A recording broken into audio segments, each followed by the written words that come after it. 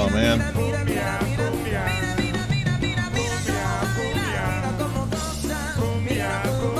Is this what we're doing right now? Yeah, that's what I'm doing right now.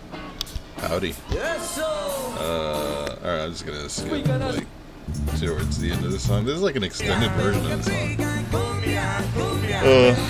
Yeah, just doing silly stuff. I don't know about you. Yeah, so there's this was actually a really good video. I'm gonna bump this up because I think it's pretty important. Thank you very much, Austin. Thank you, KEXP. Where is that? Oh, South by Southwest. We are Got it. from Los Angeles. 2013. Dude, that's actually pretty cool. Oh yeah, I forgot to turn my things.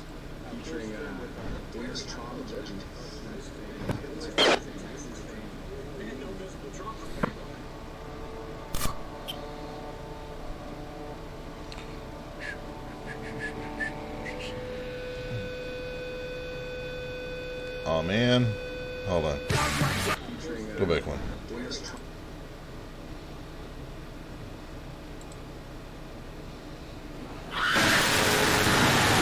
Dog, what is that? Don't ever do it again.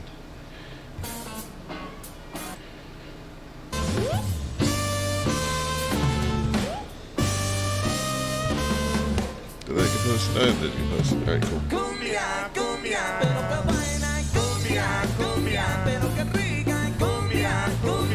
Yeah. Alright. You know, I need to make little bots and stuff. Yeah, why are crypto bros always little Nazis, man? Like, they really are. I think that I watched this not documentary, whatever it was on HBO called The Anarchists, and it was supposed to be a bunch of anarchists, right? And they just turned out to be just a bunch of crypto bros. It's still on HBO, I'm sure, but it was a really dumb show. They all turned out to not be anarchists. They were ANCAPs, which is anarchist capitalist. So they just wanted to, like, you know, do whatever crypto does, which is like, you know, destabilize itself and then destabilize the market, and then they get rich only. So that's what they were basically doing in Mexico. It was a really just silly, what do you call it, TV show that they made. But yeah, I think I'm gonna watch probably this video. Is really cool. I want to check this one out. I don't know if there's anything I want to see back here, but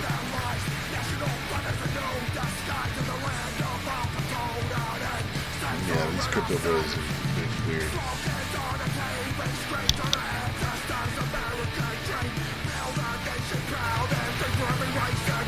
Right, one second.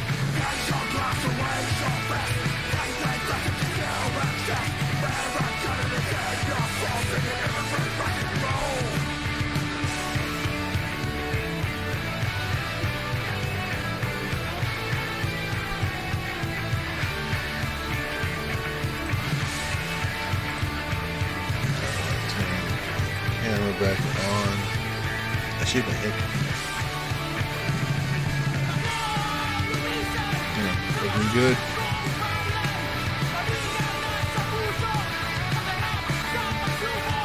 Okay. Alright, that seems to be working.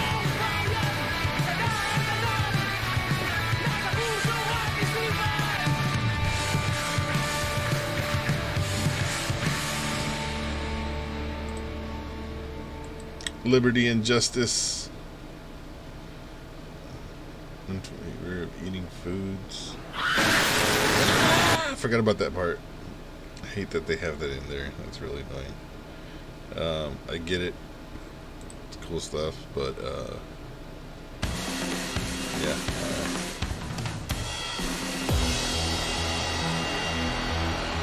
Oh. All right. So. Yeah, let's see. So yeah, Ansarallah, or the Houthi, I guess, if that's what you still want to call them. are doing their thing in the Red Sea. I thought this was a very interesting video because it goes into the details of what weapons and whatnot that they're using.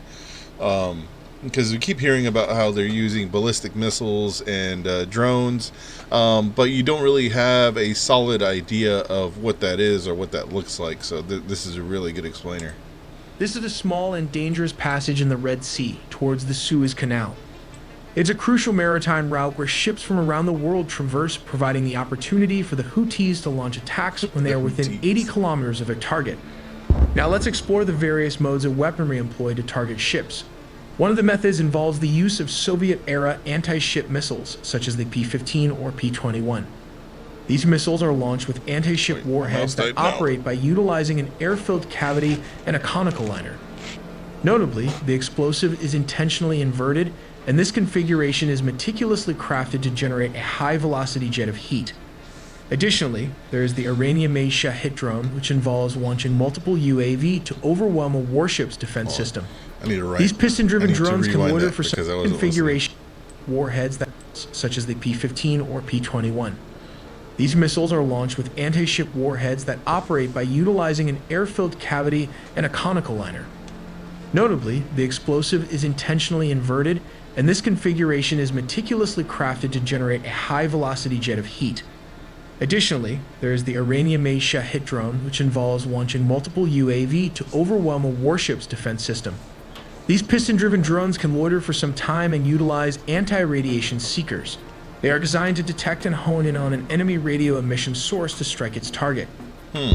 Finally, we have the Russian or Soviet-era missile that has been re-engineered by Iran to function as an anti-ballistic ship missile. These missiles use solid propellant boosters to effectively thrust the missile to a desired altitude, activating the second stage liquid propellant engine, as shown in the upcoming video. So stay tuned and don't miss a beat. 18 miles. This strait is known as the Babel Mandeb, meaning the Gate of Tears. Cargo ship. The pronunciations are not on point, but that's okay, Telly. I got you. Ships must navigate through this passage to reach the Suez, a crucial waterway responsible for managing approximately 11% of global trade. Sounds very American. The Suez serves as a significant maritime choke point, highlighting its pivotal role in international commerce and navigation. Ships from around the world traverse this strategic route, but the Houthis militants have exploited this waterway to attack shipping vessels. Now let's examine different scenarios of how they execute these attacks. Scenario 1. If a ship is within 80 kilometers or 40 miles from land, which is the desired range, there is a possibility of the missile they would use to attack ships.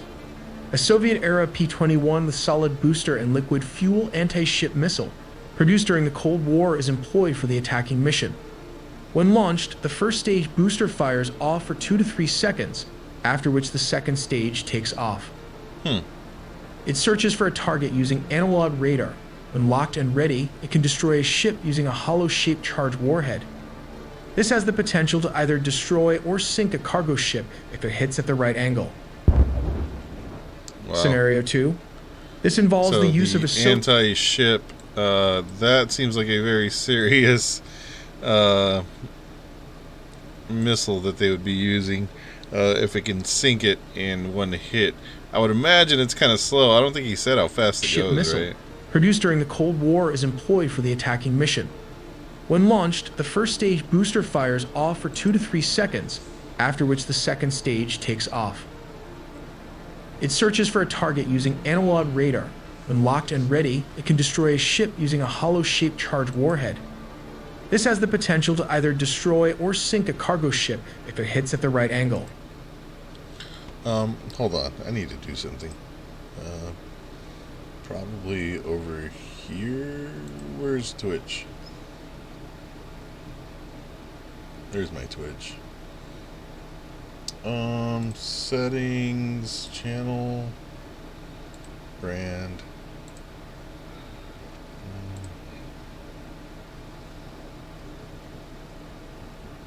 Where's this picture?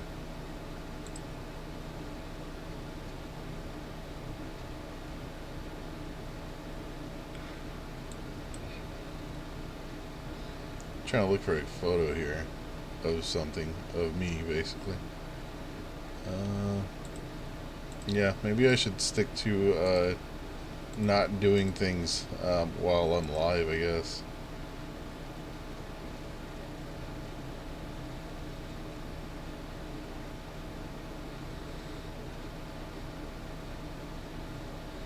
I don't know why why I think this is a good picture. What a doofus. Open. No, not over here. Go away.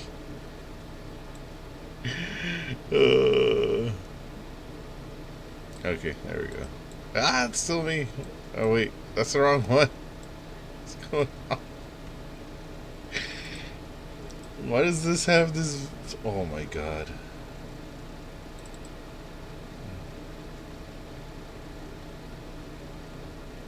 Whatever. We're just gonna do this now.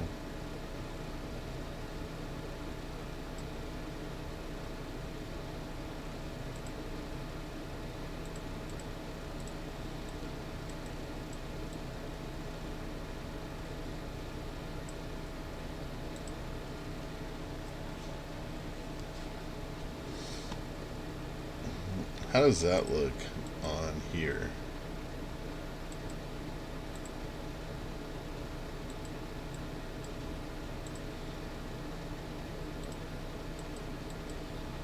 I think it looks bad.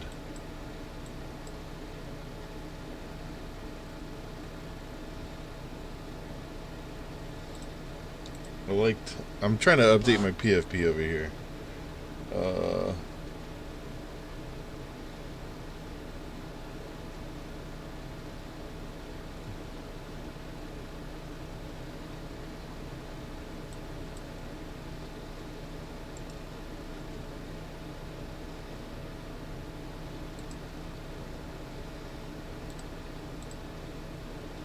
That's the blurry picture. Why do I have the blurry picture on here? Dude. Alright. I'm going through things over here. The keyboard doesn't work.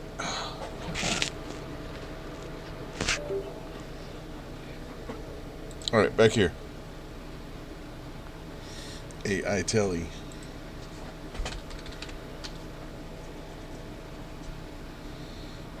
Alright.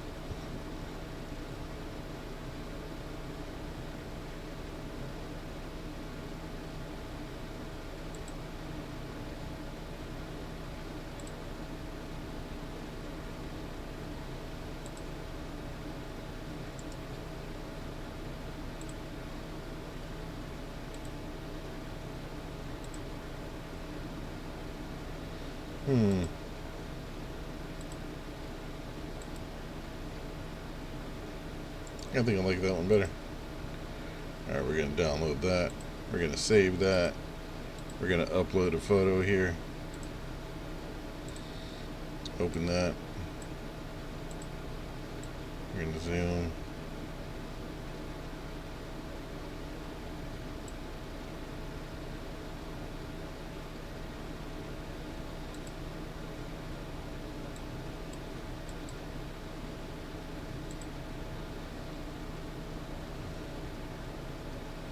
How's that look? Oh no, I think I picked the wrong picture, honestly.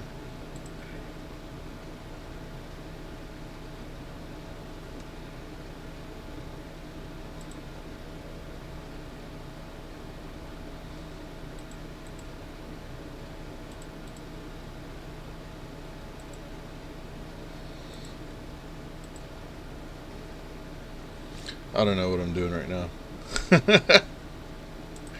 Alright, play a video. Scenario 2. This involves the use of a Soviet-era missile that was re-engineered by the Iranians, converting it into an anti-ship missile. The converted SA-2 missile can be launched from within 45 kilometers or 28 miles from the target. Take, for example, the U.S. destroyers sailing through the Red Sea. The Houthi forces fired 3 anti-ship ballistic missiles capable of traveling at a speed of Mach 3.5, along with 2 land attack cruise missiles in the southern Red Sea over a 10-hour period that commenced at approximately 6:30 in the morning on December 26. Right, I remember that. These actions create a psychological impact and disrupt trade routes. Fortunately, the U.S. destroyer's defense system... I mean, that definitely was very effective because there's hardly anybody going through the Red Sea now. System kicks in and successfully destroys the incoming threats. As a result, there was no damage to ships in the area and no injuries were reported.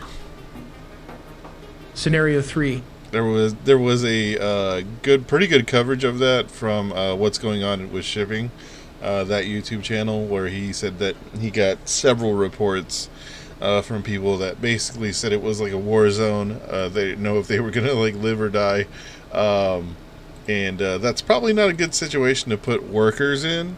So yeah, I can see why more people or more companies are redirecting themselves and going around basically. Remember those loitering Shahed drones developed by Iran? These are among the most common attack drones used against shipping vessels or oil tankers. When a general cargo vessel sails through the Red Sea, they can be launched and loiter around for some time until they find a suitable target, such as an oil tanker. They dive producing a sound similar to a motorcycle screaming down on them at a speed of around 115 miles per hour, which translates to approximately 185 km per hour, damaging the ship with its 50-kilogram warhead. Wow. The drone is carried on a simple truck carrier that looks... That's not a huge warhead though. That's kind of like, that's relatively small. It's not like a, compare that to the 2,000-pound bombs that are being dropped on Gaza that are destroying buildings. He said what, 50-pound? Ship with its 100 pounds. Okay, so I mean, I would say it's effective if you're trying to kill somebody that's on board.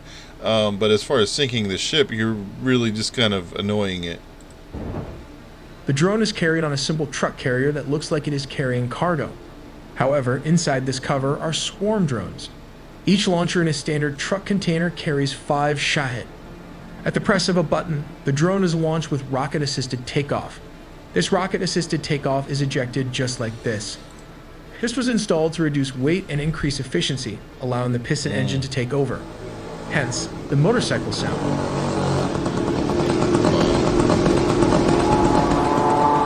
Oh, he said what? It's a moped engine, Chinese redesigned from a German Limbach L550.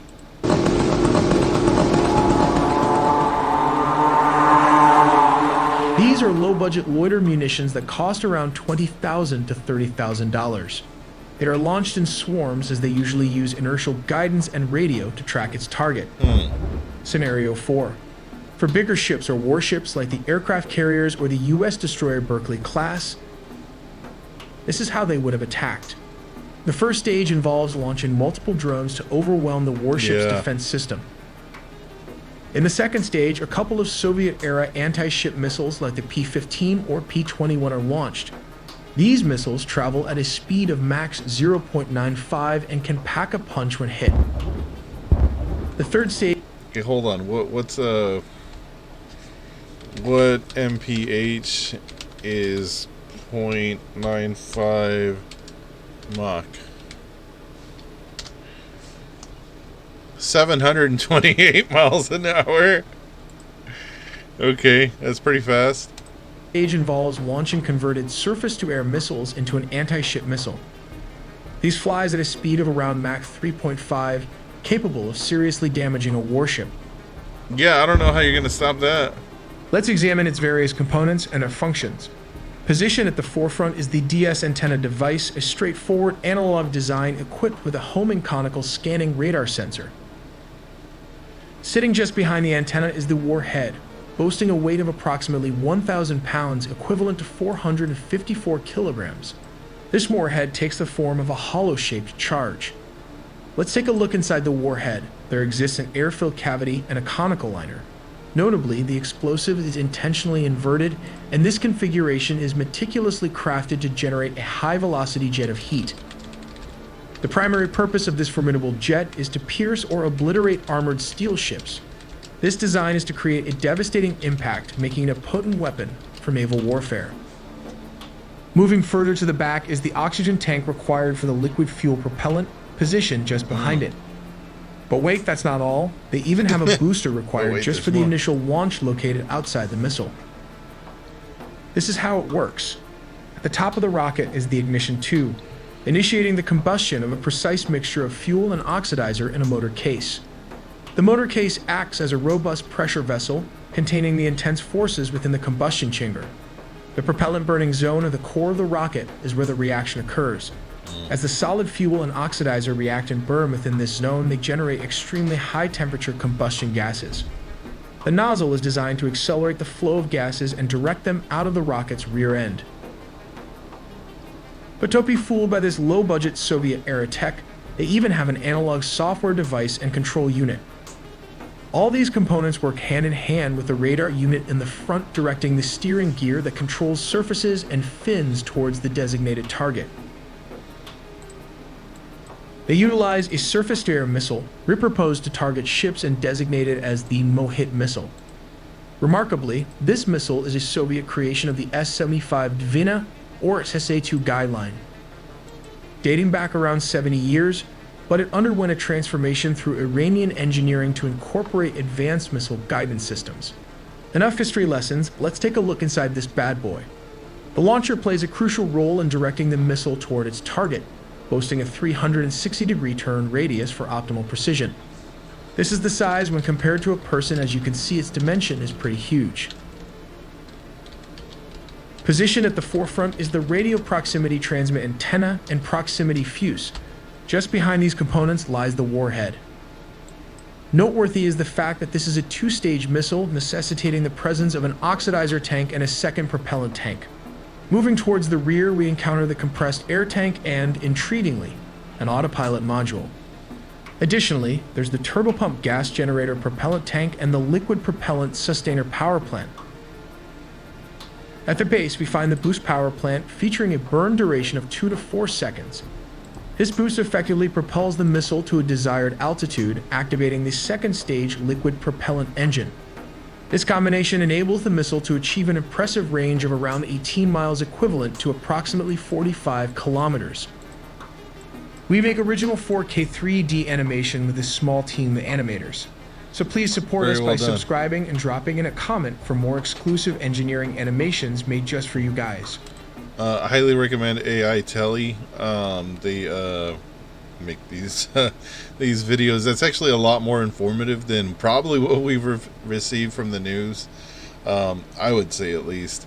Yeah, the whole swarm drones, the Soviet era rockets, missiles that they're using, the enhancements, the Iranian enhancements that they've done. That's stuff that, you're just not going to get because the news is busy cutting the commercials. Not only that, the probably you'd have biases and whatnot that don't want to tell you that your Navy's at risk of being blown up at any point in time, because something that's going Mach 3.5, I'm not sure how you're going to stop that. I would imagine the missiles that have made contact have been those. And I think there was a video from one of the USS ships where they were talking about, it was the Army-Navy promo video where they talked about how they shot down like 31 drones and missiles. Yeah, if they're firing the ones that are going like 100 miles an hour, you're definitely going to shoot that stuff down. I would expect you to do that. I would expect that to be more of a message from Ansarallah from Yemen, rather than a threat to the actual ship. But let's see what else is going on in the area. Overseas, a new attack on a U.S. military base in Iraq. All right, I need to crank this up. Hang on. 210. And one of the biggest in the region is raising concerns about a wider conflict in the Middle East. Ralph Sanchez joins us now from Tel Aviv. Ralph. This guy again. Jose, U.S. Central Command says a number of American service personnel are being evaluated for traumatic brain injury after multiple ballistic missiles and rockets were fired at the Al-Assad air base in western Iraq. Hold on. This is like the umpteenth time that this base has been shot up, has been bombed. Al-Assad, Iraq.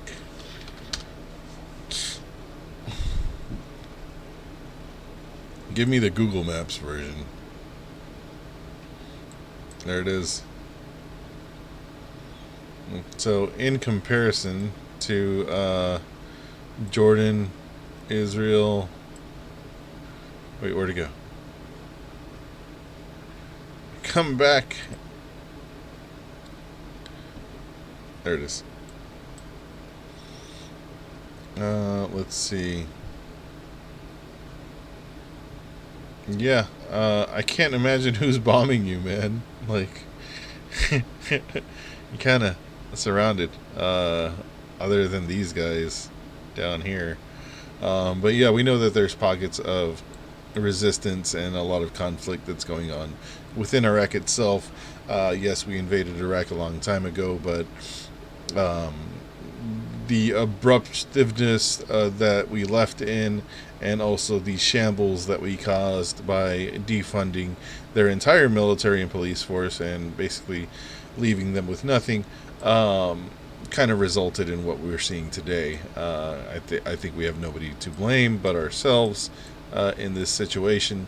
But what's going on right now is very much endangering the lives of the military personnel that is there.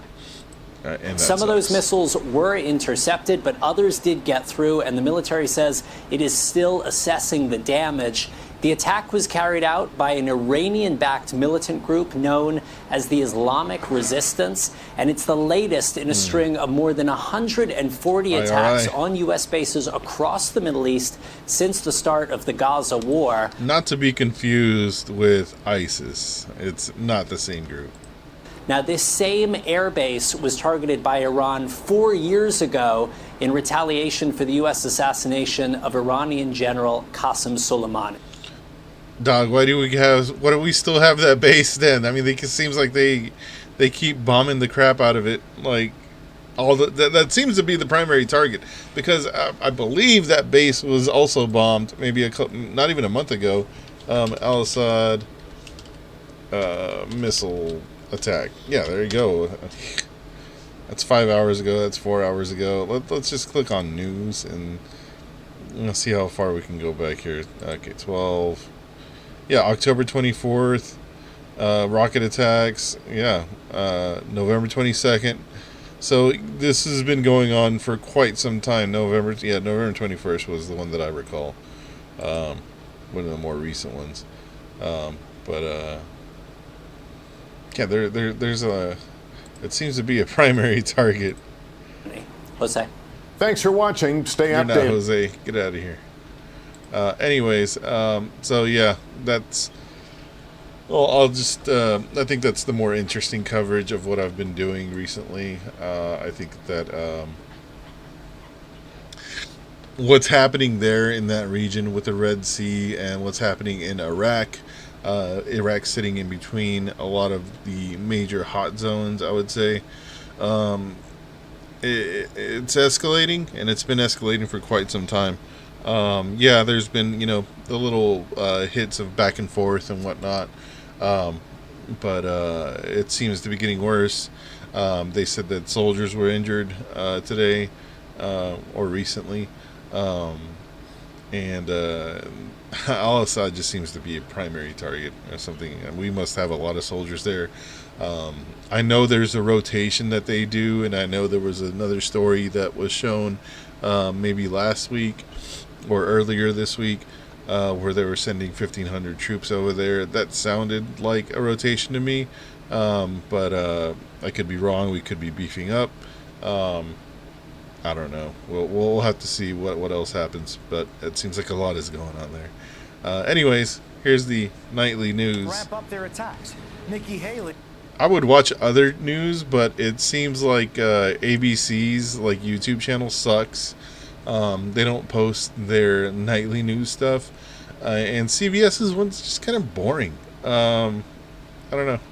Going after Personal former opinion. President Trump, alleging he's not mentally fit to be president after he seemingly confused her for Nancy Pelosi in a speech last night. When you see them hit a certain age, there is a decline.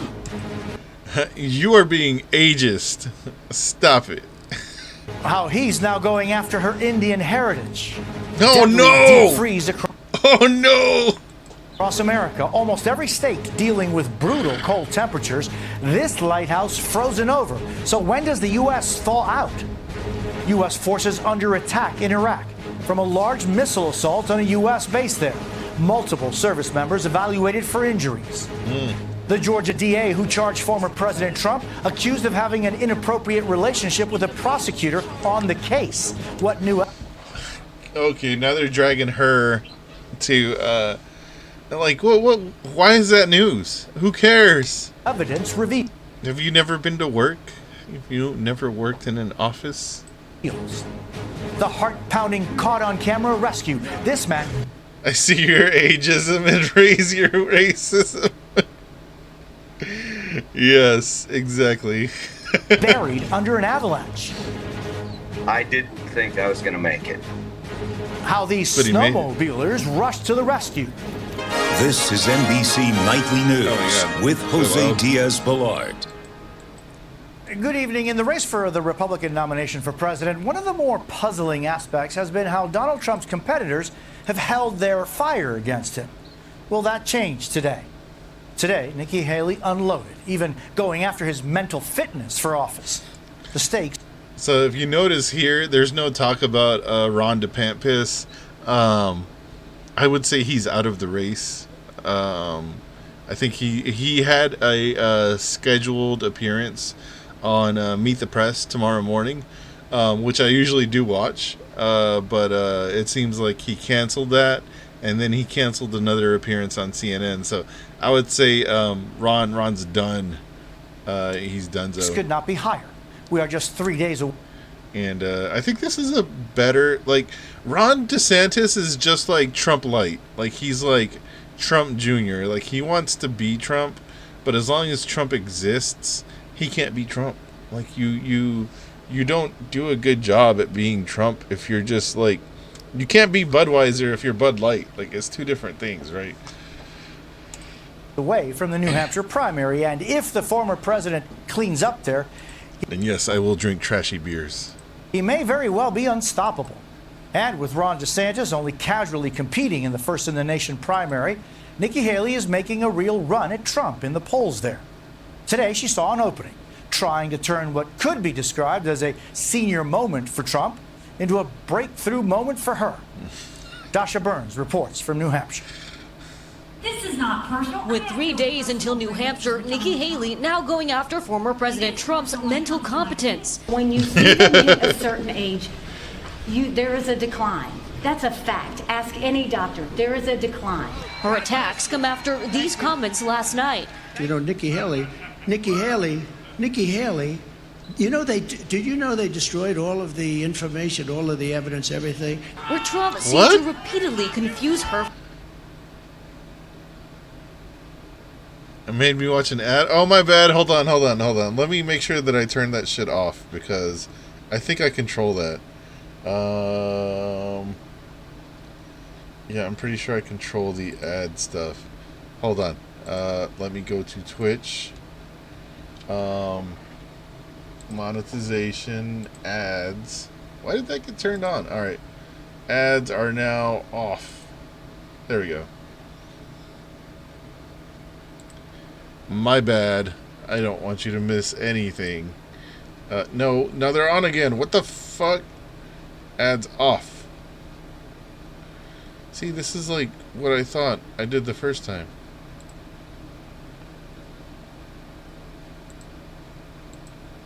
Why are they back on again? Okay, they're off. Alright, good. I just had to refresh the page. No more ads. I mean, I only get like For Nancy Pelosi I get like a when talking penny about for every time you watch an January 6th. ad. Like, this is hold on, because I do have monetization on here. Here, let me show you some behind the scenes on Twitch. So this is the ads manager. Like, you can do like, if you turn this on, then it'll, I thought I had it like off, but apparently it does it for like 30 seconds every hour. But I can see how that's annoying. So there's also bits and cheering, which, like, if you go down to the thingy, like there's like a little button. It's like a little green button, I think, that gives you points, and then there's like a little smiley face down there. I also have like little emotes. So like if you wanted to hit the little smiley face button. Yes, sir. Yes, sir. Yes, sir. Yes, sir. That's an audio alert that I have set up. You can redeem points. Also, if you hit the little smiley face in the bottom corner, it should bring up these emotes.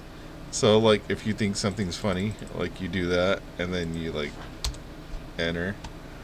Or, like, if somebody got murdered, I'd be like, look how they massacred my boy. Yeah, just that kind of stuff. It's a bunch of silly stuff.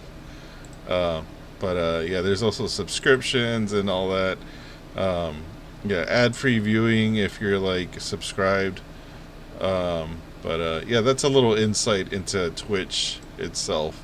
And then like, is it in here? Yeah, you can do analytics and then like overview, and this shows you like how much money you've earned. If you have Amazon Prime, you can actually sub for free, and it'll give me like $2. But you have to connect your Amazon Prime to Twitch, and also like so I have my I have like a I have a secondary account. So like if you were to do that, it would do this, and I could be like yay, and then like you hit enter, and then it shows that, and then that should do an alert too, I think. Yeah, there it is. Son of a bitch! I'm in! I'm in! I'm in! What's the job? I'm in! I'm out! I quit! Whose kidneys are these? So it does that. It's just silly stuff. Anyway, here's Nancy Pelosi. I forgot what we were talking about. Here's Trump. Attacks come after these comments last night. You know, Nikki Haley, you know, did you know they destroyed all of the information, all of the evidence, everything? Where Trump I still don't know what he's talking about. What's the context there? Confuse her for Nancy Pelosi when talking about January 6th. Because of lots of things, like Nikki Haley is in charge of security. We offered her 10,000 people, soldiers, National Guard, so whatever they want. They turned it down. They don't want to talk about that. But when you're dealing with the pressure... Yeah, that's definitely something that... that's definitely something that that was for Nancy Pelosi, not Nikki Haley. Nikki Haley did work for him, but... of a presidency, we can't have someone else that we question whether they're mentally fit to do this. We can't.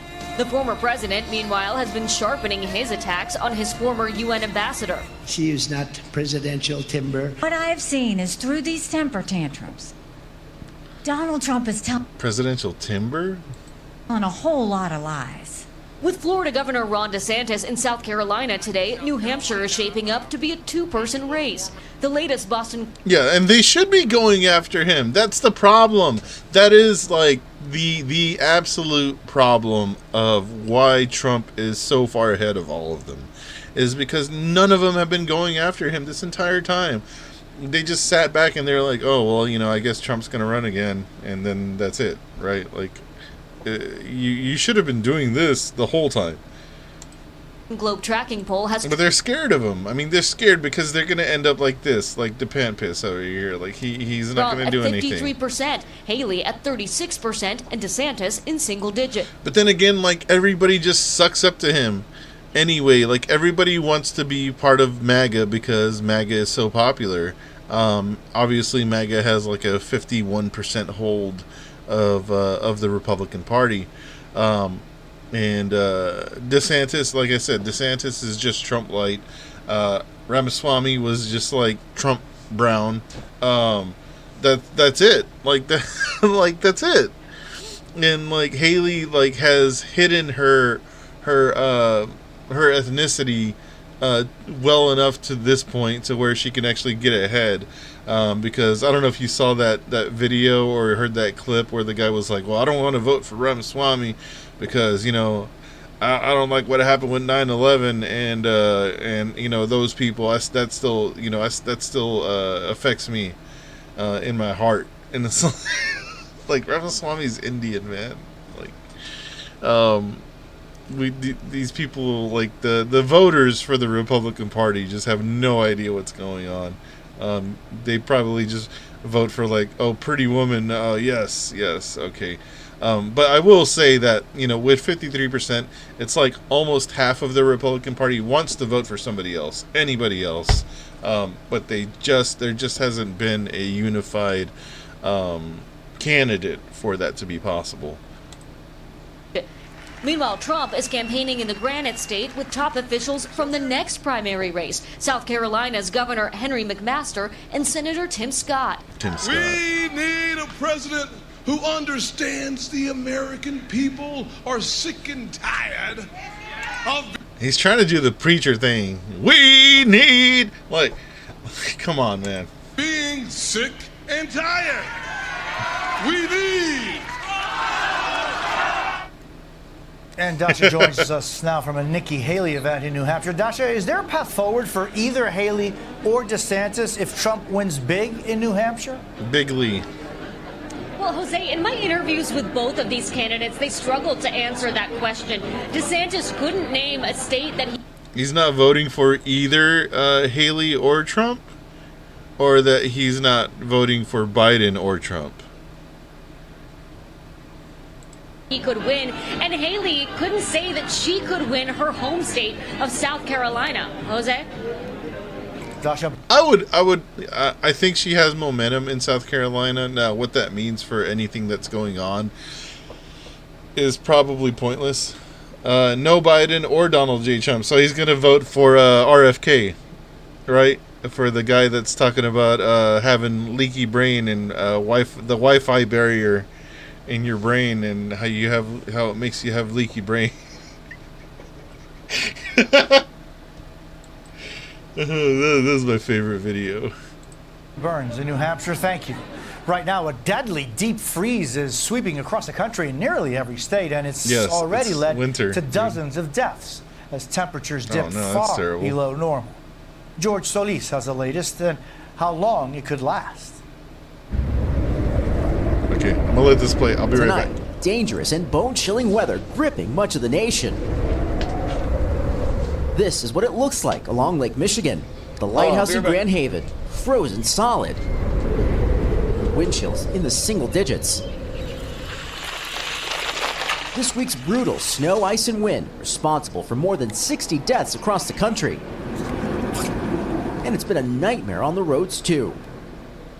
Here in Philadelphia, some cars have yet to be cleaned on roads that have yet to be plowed. Real concern as roads ice over, leading to even more treacherous terrain. On a scale of 1 to frigid, how cold are you?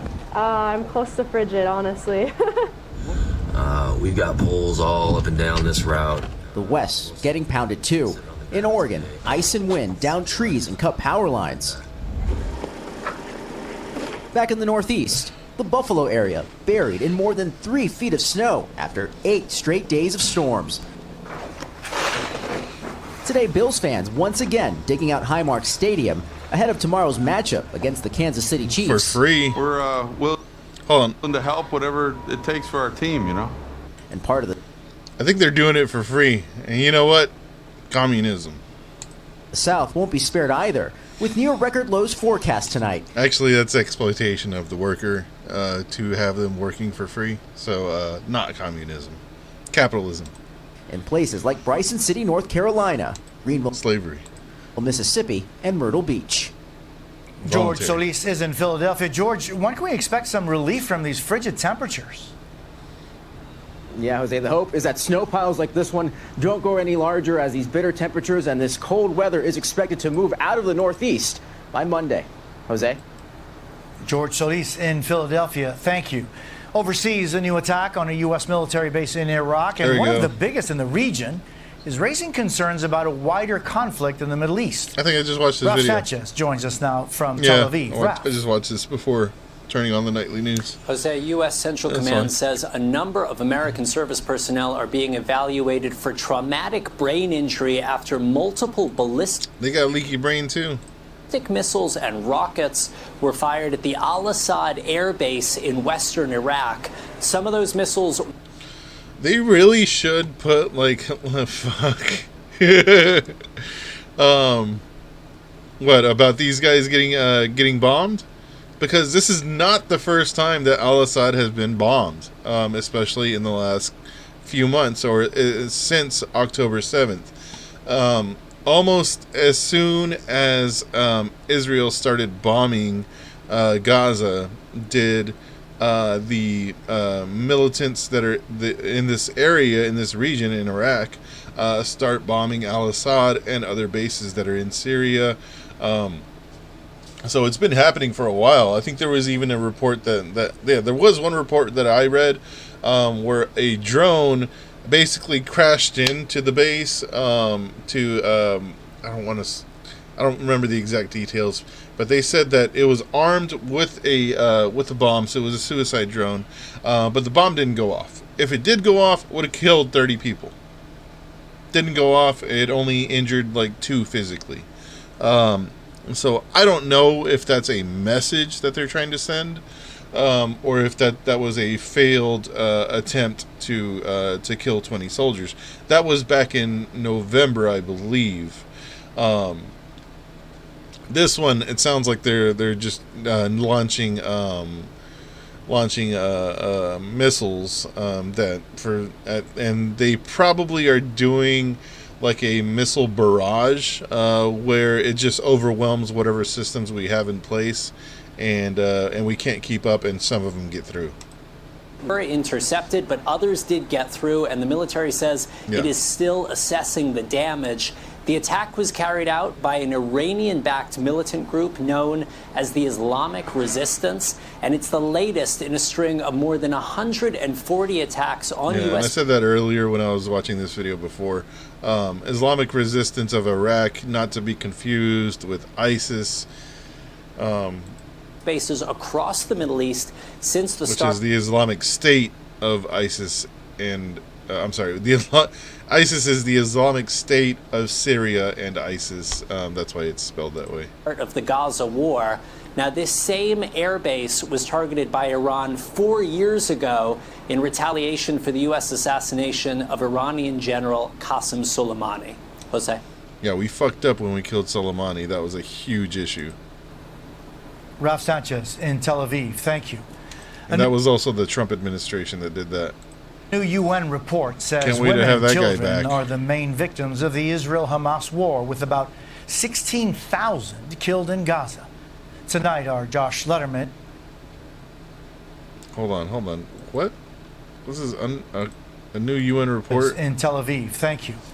A new UN report says women and children are the main victims of the Israel-Hamas war, with about 16,000 killed in Gaza.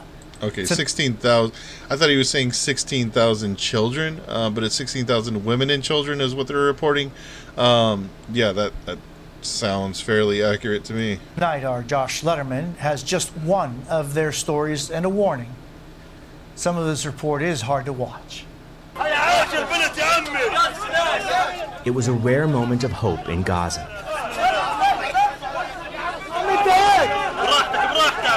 Just weeks ago, a baby girl saved from the rubble.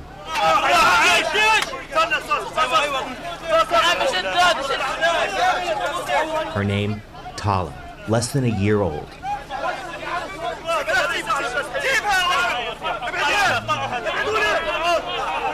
It was December 28th, so it's Her 3 father, weeks ago. Ahmed, rescued a few feet away. But that airstrike killed Tala's mother, brother, sister, grandmother, and 3 uncles. A whole family erased. The next day, the emotional reunion between father and daughter.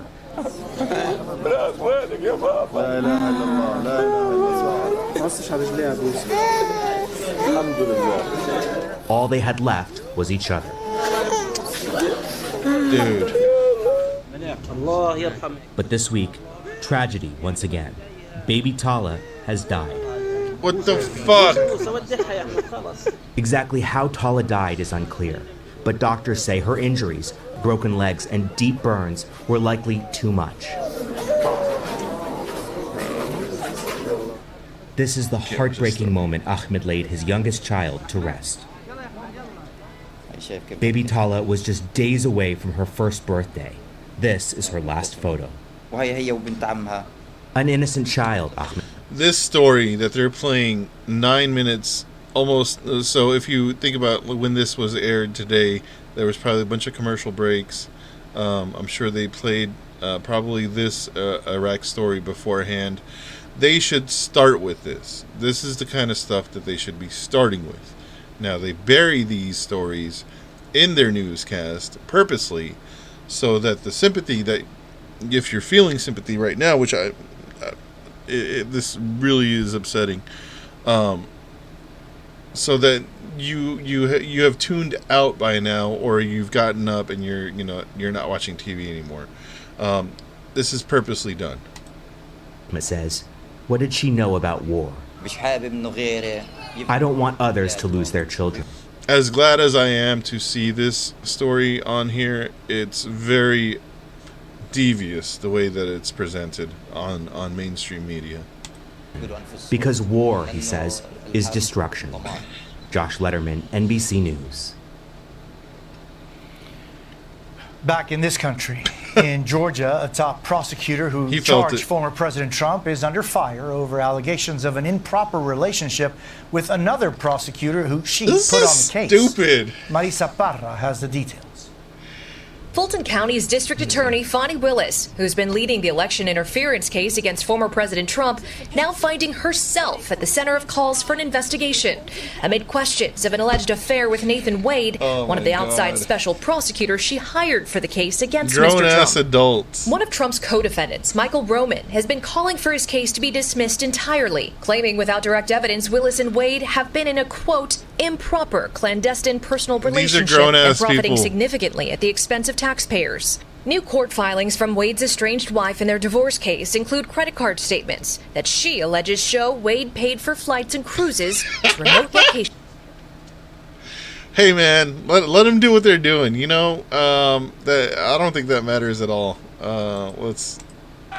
Trump last night raising similar questions. How bad is that, paying a guy almost $1 million who had zero experience, but it's their boyfriend, and then they traveled all over the world.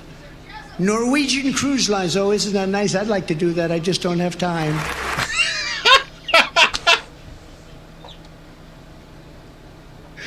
Yeah, that's how they do it to a black woman. Yes, exactly. You know what? Hey, I say get it where you can. That's all I'm saying. And it don't matter to me. At a church service last Sunday. And Trump acts like he's never he's never done any infidelity, or he's never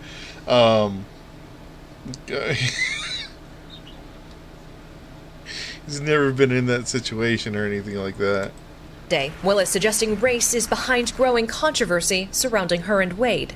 I'm just asking God, is it that some will never see a black man as qualified, no matter his achievements? But her comments from a 2020 campaign appearance are now being used by Willis's opponents.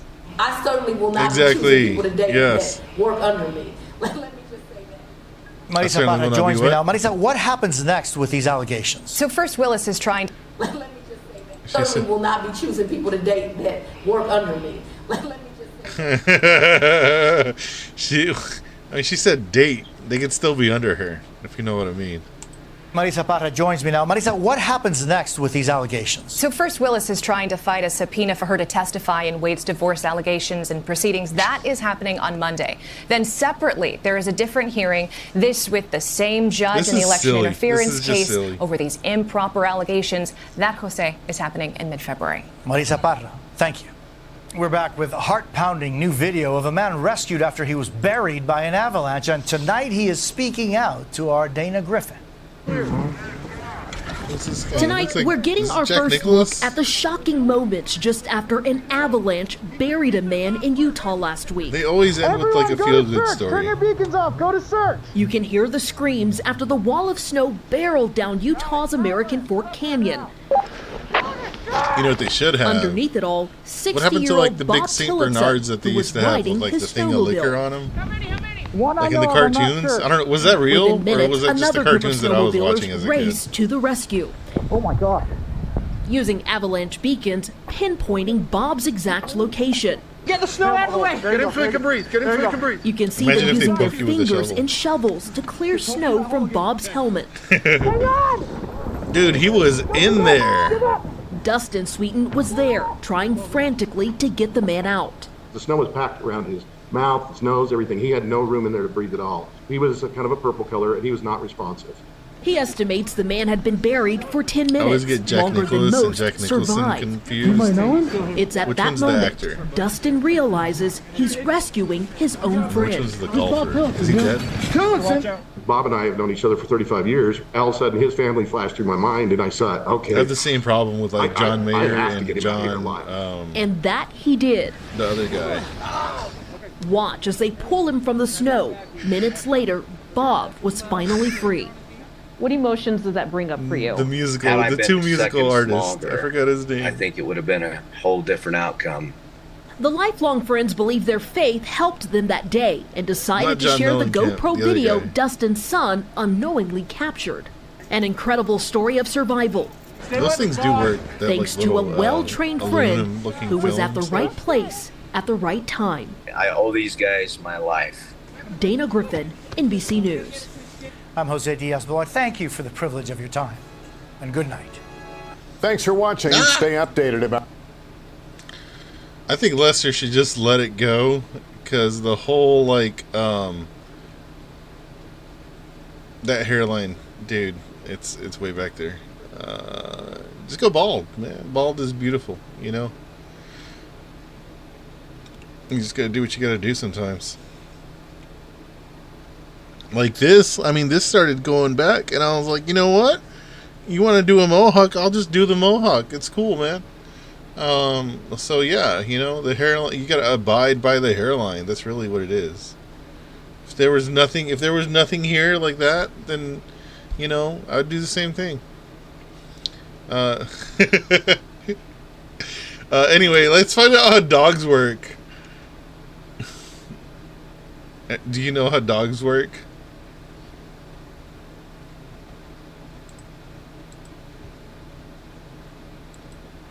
Hold on. Oh, I need to post this video. How a dog works.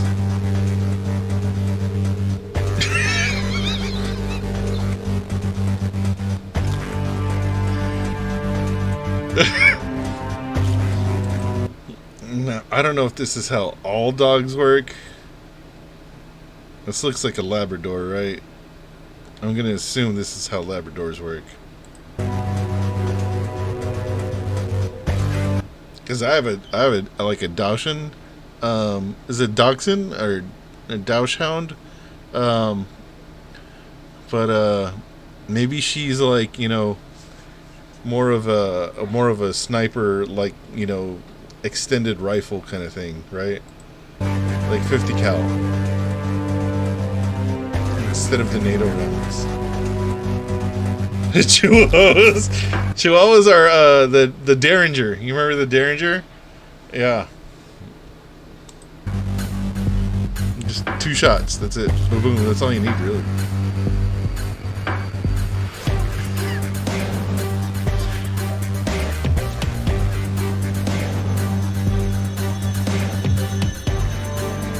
I had a Chihuahua.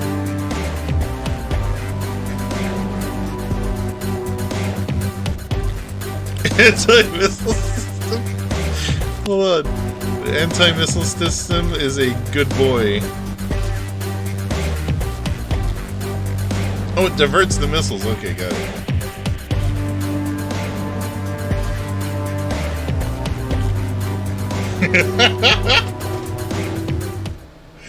So I watched like, oh my god, now my whole YouTube's full of these.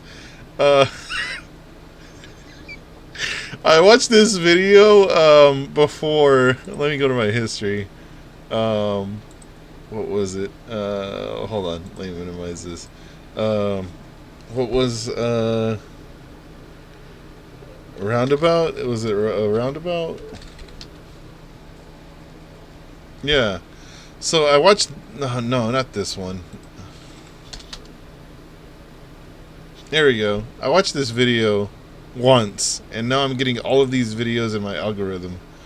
To a twin-turbo V8, producing 591 horsepower. Yeah, talking about this speed car. of 190 The car's miles an nice hour. and whatnot. It's going to do not in this video. Then he talks about how to go through a roundabout. Intimidated by their unique layout. Nobody in the United States However, knows how to go through in this a roundabout. video, we will show you exactly how to navigate through them, and you'll That's find probably that they how are people actually go not through a roundabout, complicated literally at all. like this. Let's start by making a simple right turn at a standard four-way intersection. Step 1 is to stop before the line. Then, make sure to yield to vehicles already in the circle. Once there is a clearing in traffic, we will enter the roundabout. Next, to make a right turn, we turn out of the circle at the first exit. Like, in Texas, a roundabout is a fucking death sentence. Like, there's a big-ass, like, F-350 going through the roundabout, like, constantly, like, trying to, like, twisted metal, like, kill people. And then you have, you know, your like wine moms that are like 2 bottles in, trying to figure out how to go from here to here, and they just go directly over there. Like, come on, dude. The same applies when going straight, but instead of turning at the first exit, we remain inside the roundabout longer to turn out at the second 3D exit. animations. I would just Now make let's that say video. we wanted to make a left turn at the roundabout. Using what we've learned so far, can you predict what that would look like? That's right. We would remain inside the roundabout until the third exit. An It is a very excellent informative first video. performance. But there was However- one thing you missed. Did you see the problem? Of course. For the entire duration, there was a single-seat, twin-engine, super-maneuverable Sukhoi Su-35 Flanker E air defense fighter observing you this whole time. It didn't even What are you bother gonna do? engaging the vulnerable target it saw. It was like watching an injured fish flailing about the water.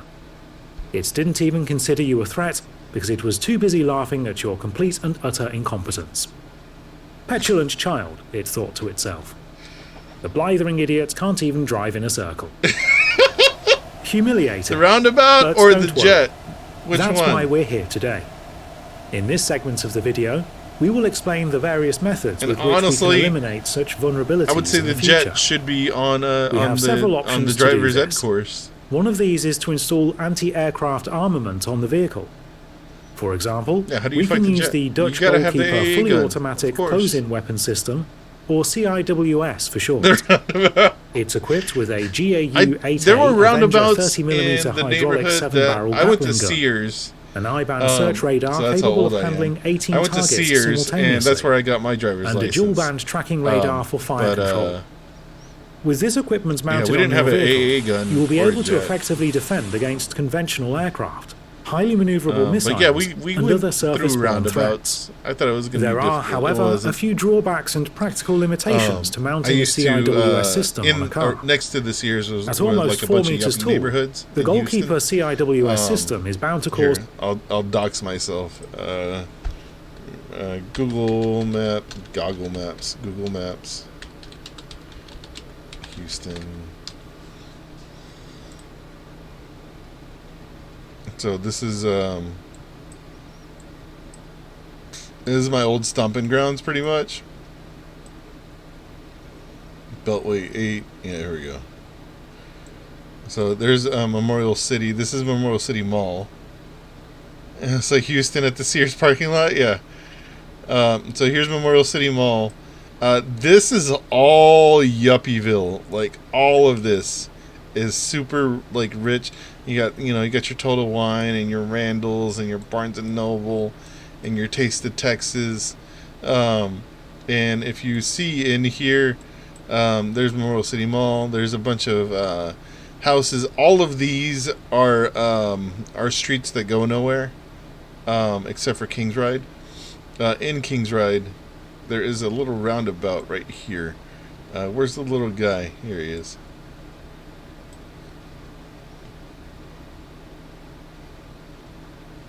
Am I in the right neighborhood? Yeah, here you go. I used to just do circles around here because I thought it was funny. And then like the yuppies that were in the neighborhood would like come out of come down the street and they'd see me doing circles. They probably called the cops on me, I'm sure. But I remember doing a circle like 3 or 4 times, and like these yuppies were all upset about it, and they were like mad at me. But yeah, I used to work at this Jason's Deli that's right here, right next to right down the street. So yeah, I got my driver's license from Sears over here, and then I ended up working over there. And then there's a Best Buy down the street somewhere over here. Yeah, so that's me doxing myself. Fun times though.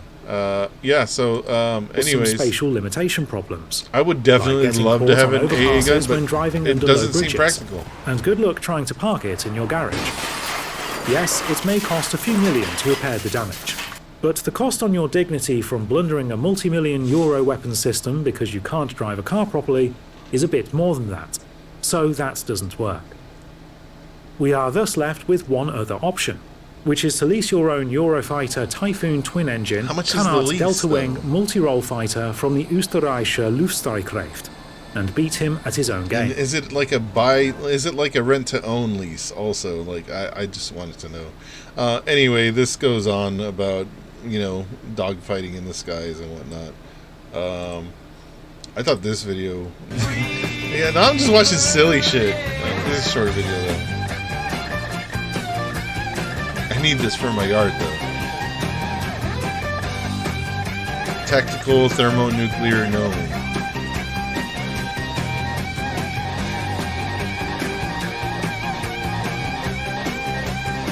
Oh man, my VOD's gonna get muted. Oh well. And you gotta have the uranium, the lithium, and the other uranium, right?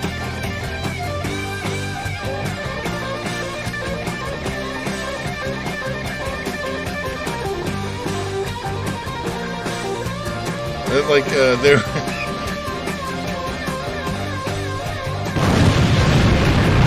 yeah. Make this stuff. Yeah, I think it's pretty funny. Obviously, none of that stuff's real, but it's still pretty funny. I don't know. What am I? I'm only an hour in. What else is there to watch?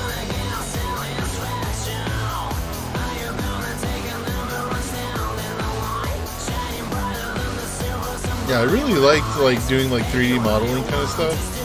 I thought that was fun, but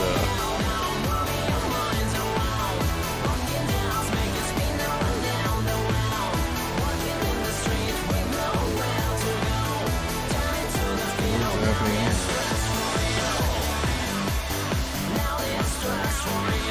here? Also, I've been watching way too much of this dork. This guy talks about a bunch of tactical war stuff, and now I just I want to buy a bunch of drones to have my own little drone army, and then an electric motorcycle like we had over here, this one.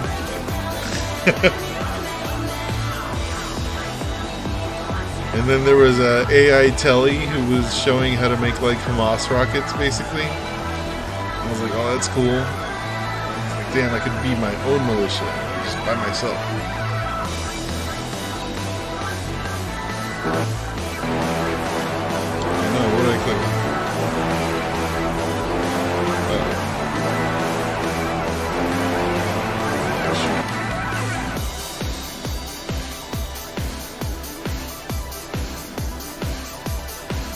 Alright. Community comes together. Yeah, I don't know what else to watch. Oh, you know what? Democracy, no? Democracy. Yeah. I did those yesterday.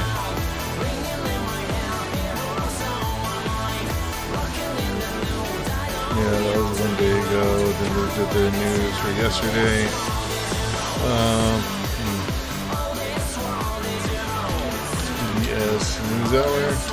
What'd they talk about? This is so fun. I must log off anyway. It took me 2 days to recover last time. 2 days? Why? What were you doing? Why did it take you 2 days? We stayed up late, I guess.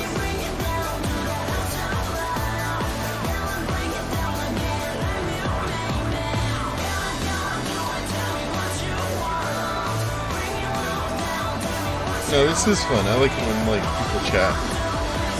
Usually I see like people coming in and out of like, because you can see the viewer count.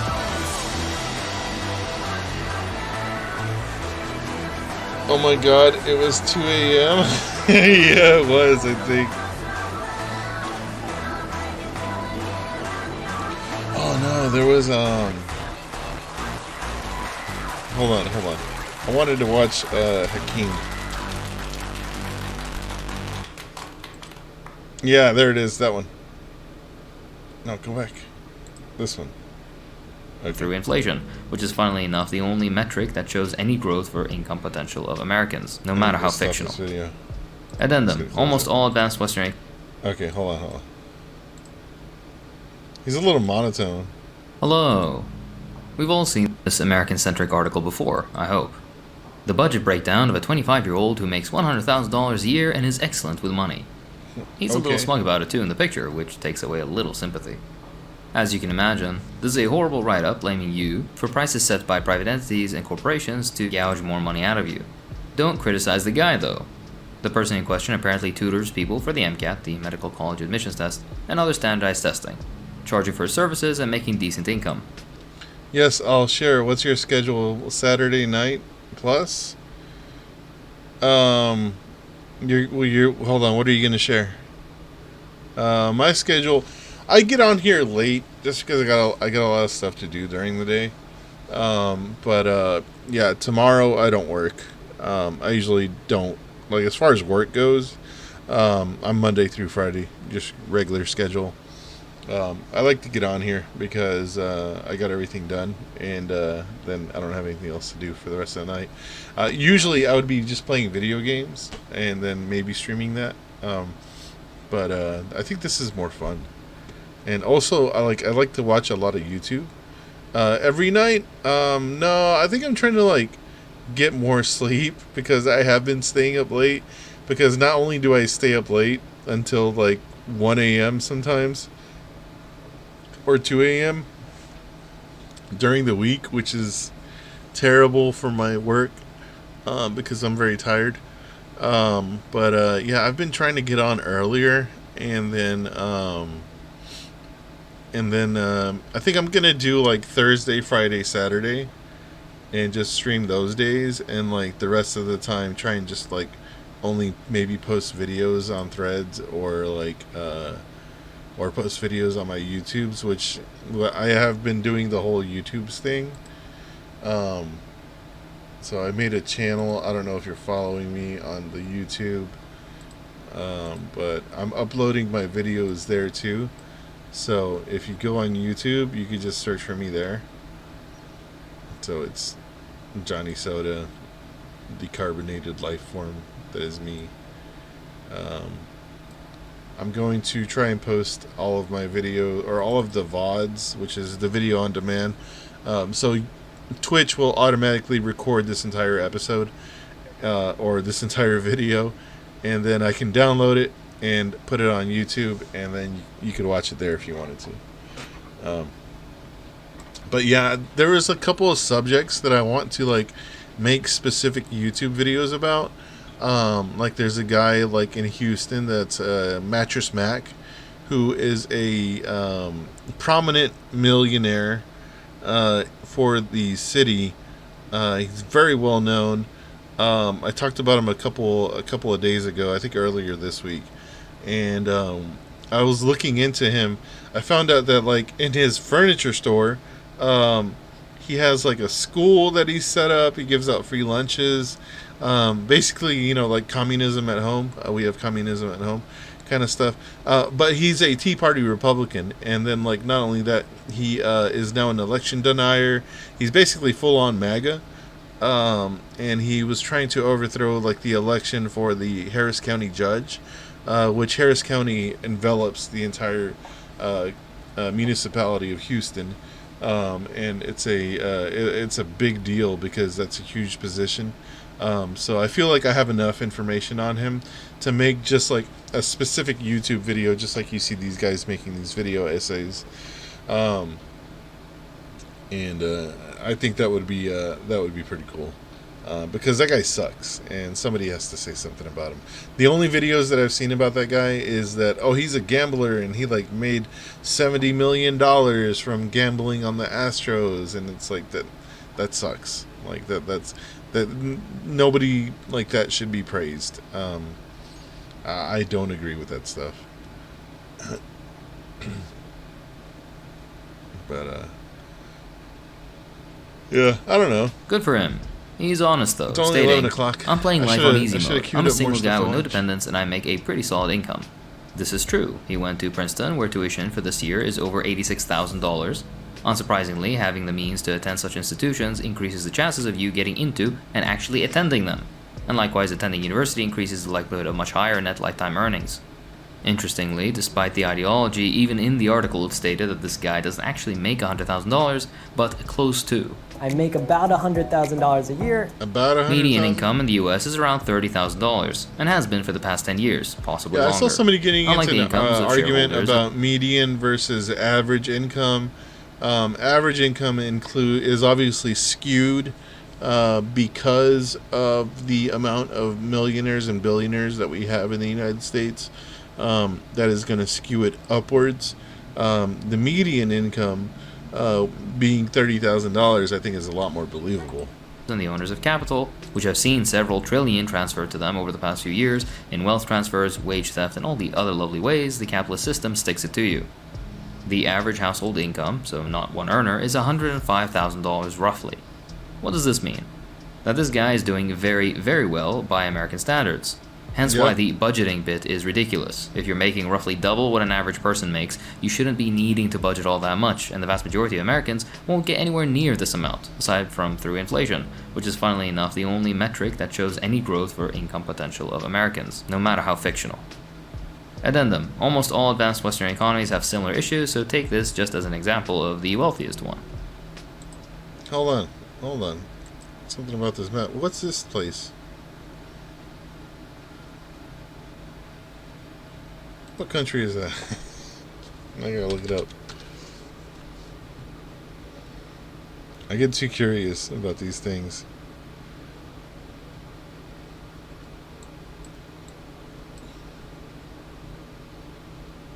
French Guiana?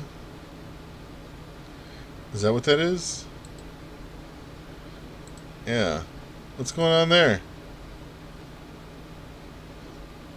Very suspect. And what about Taiwan and what? Of the wealthiest one. Now, let's make fun of the CNBC writer instead, and the ridiculous suggestions made in this article. Keep in mind that this is from 2018, so inflation has played a big role in recent years since blah blah, all that dystopian stuff. This is the budget breakdown. Take a moment to contrast this with your daily life.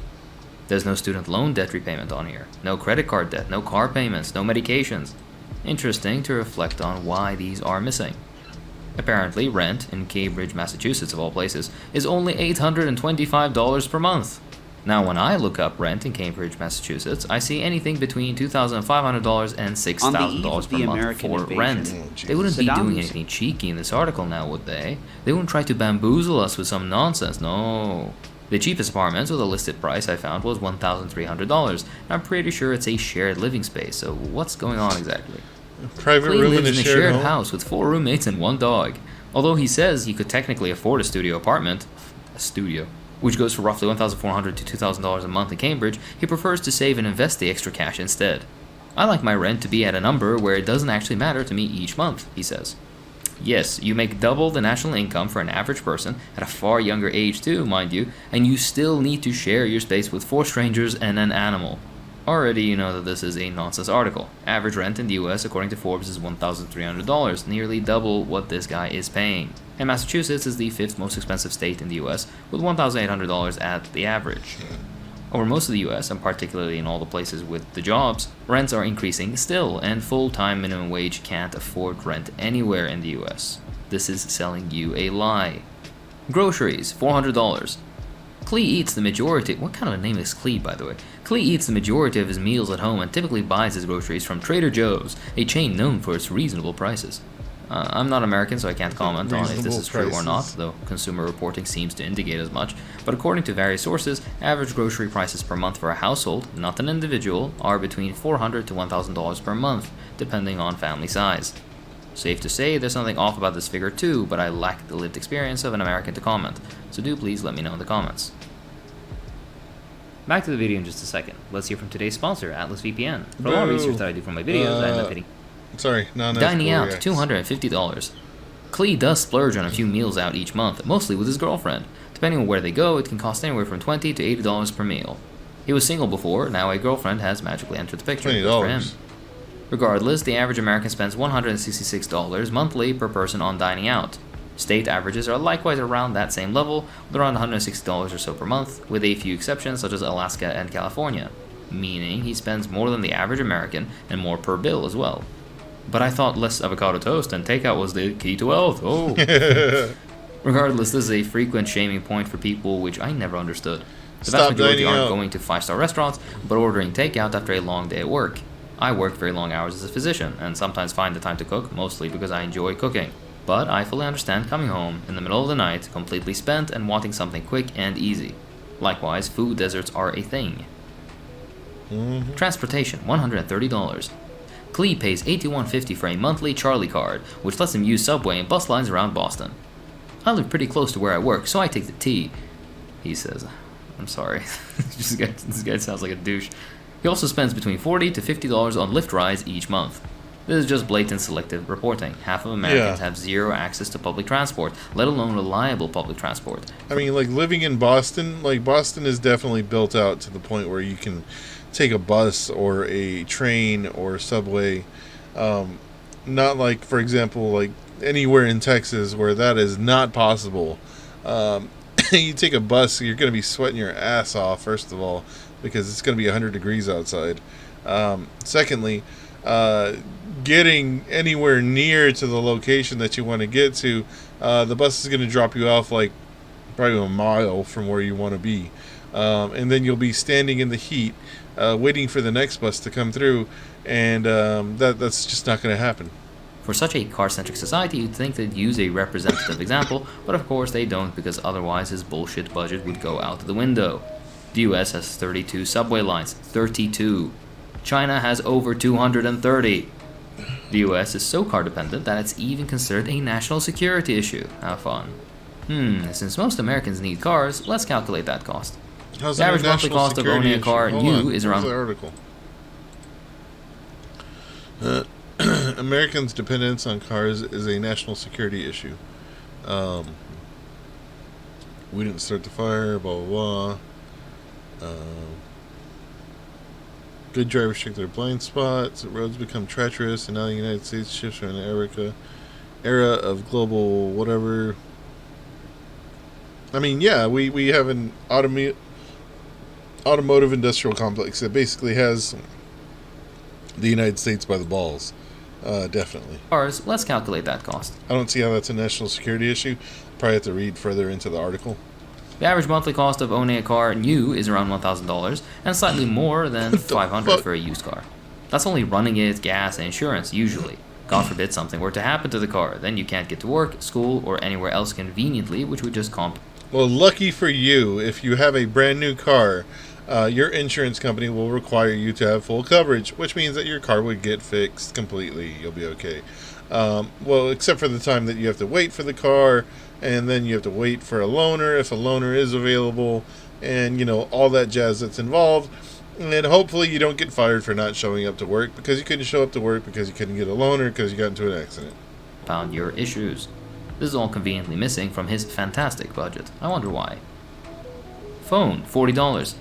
Clee, I still can't get over the name, is still on his family's phone plan. His part of the bill comes to $40 per month. Not American. It should be $100, sir. Again, can't comment too much, but from where I see online, it's about right, depending on how many lines are connected, so you guys let me know. Everything else. Utilities, $195. Internet, $20. Health insurance, $270. House cleaner, $30. So all this stuff is like if you're living in an apartment. If you lived in a house, your utilities would be through the fucking roof. Health insurance, sure.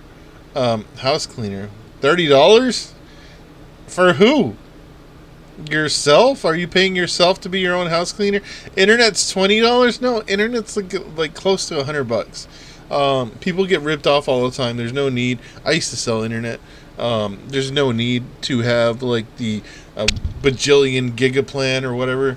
The 300 megabyte plan is perfectly fine. You don't need anything beyond that. Really, you don't need anything beyond a 3 megabit plan.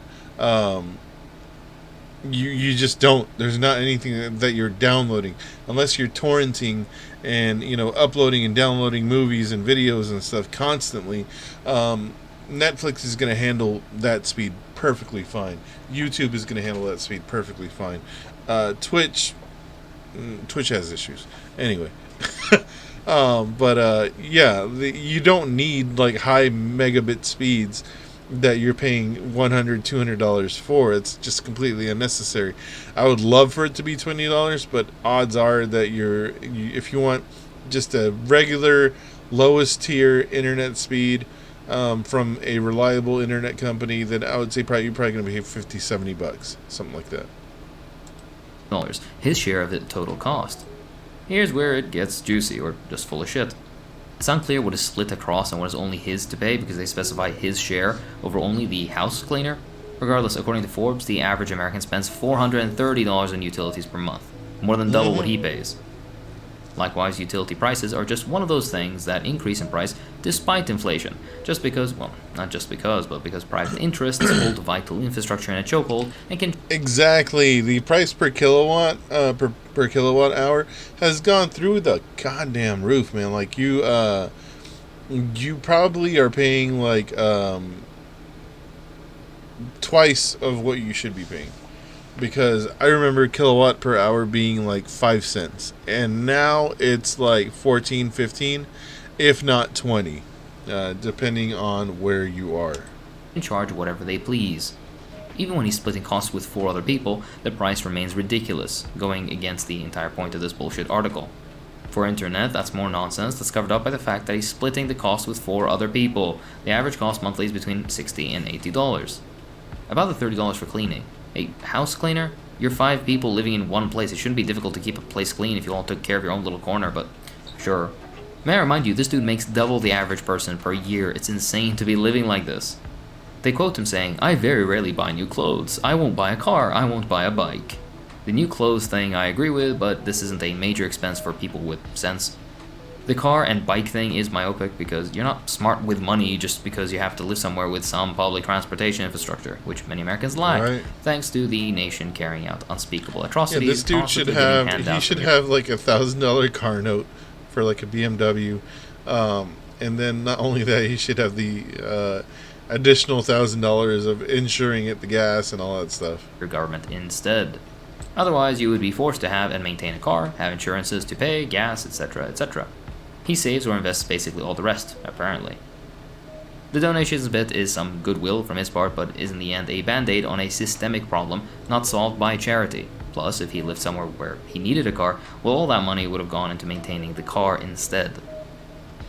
CNBC Make It asks Pamela Capelad, a certified financial planner and founder of Brunch and Budget, Jesus Christ, kill me, to comment on where Klee is doing well and how you could do even better.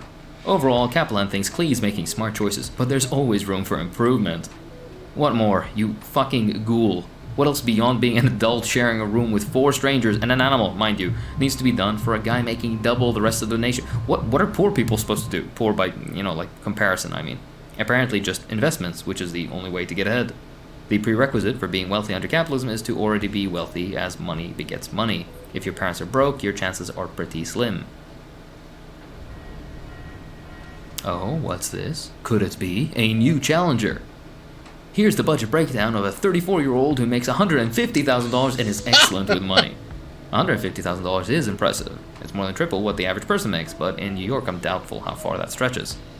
Let's see here. Weird immigrant to riches subtext, which isn't the norm for the vast majority of those unfortunate enough to immigrate to the US. Crypto investment luck at the advice of her brother, so something she had no role in to begin with, so basically luck.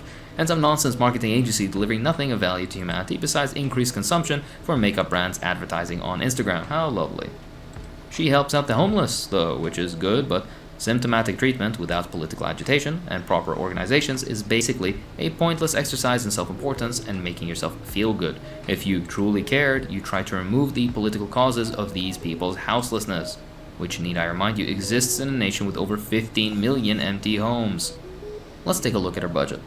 Oh well, would you look at that? Rent at $2,400 in New York City, of all places. Wow. More lying or lying by omission, obviously. Average rent in New York City is over $5,000 now, apparently.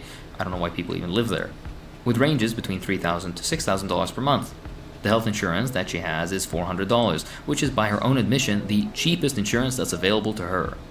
If somebody making $150,000 has to scrape by with the cheapest insurance to cover their health, that's a deep condemnation of the system someone is living in.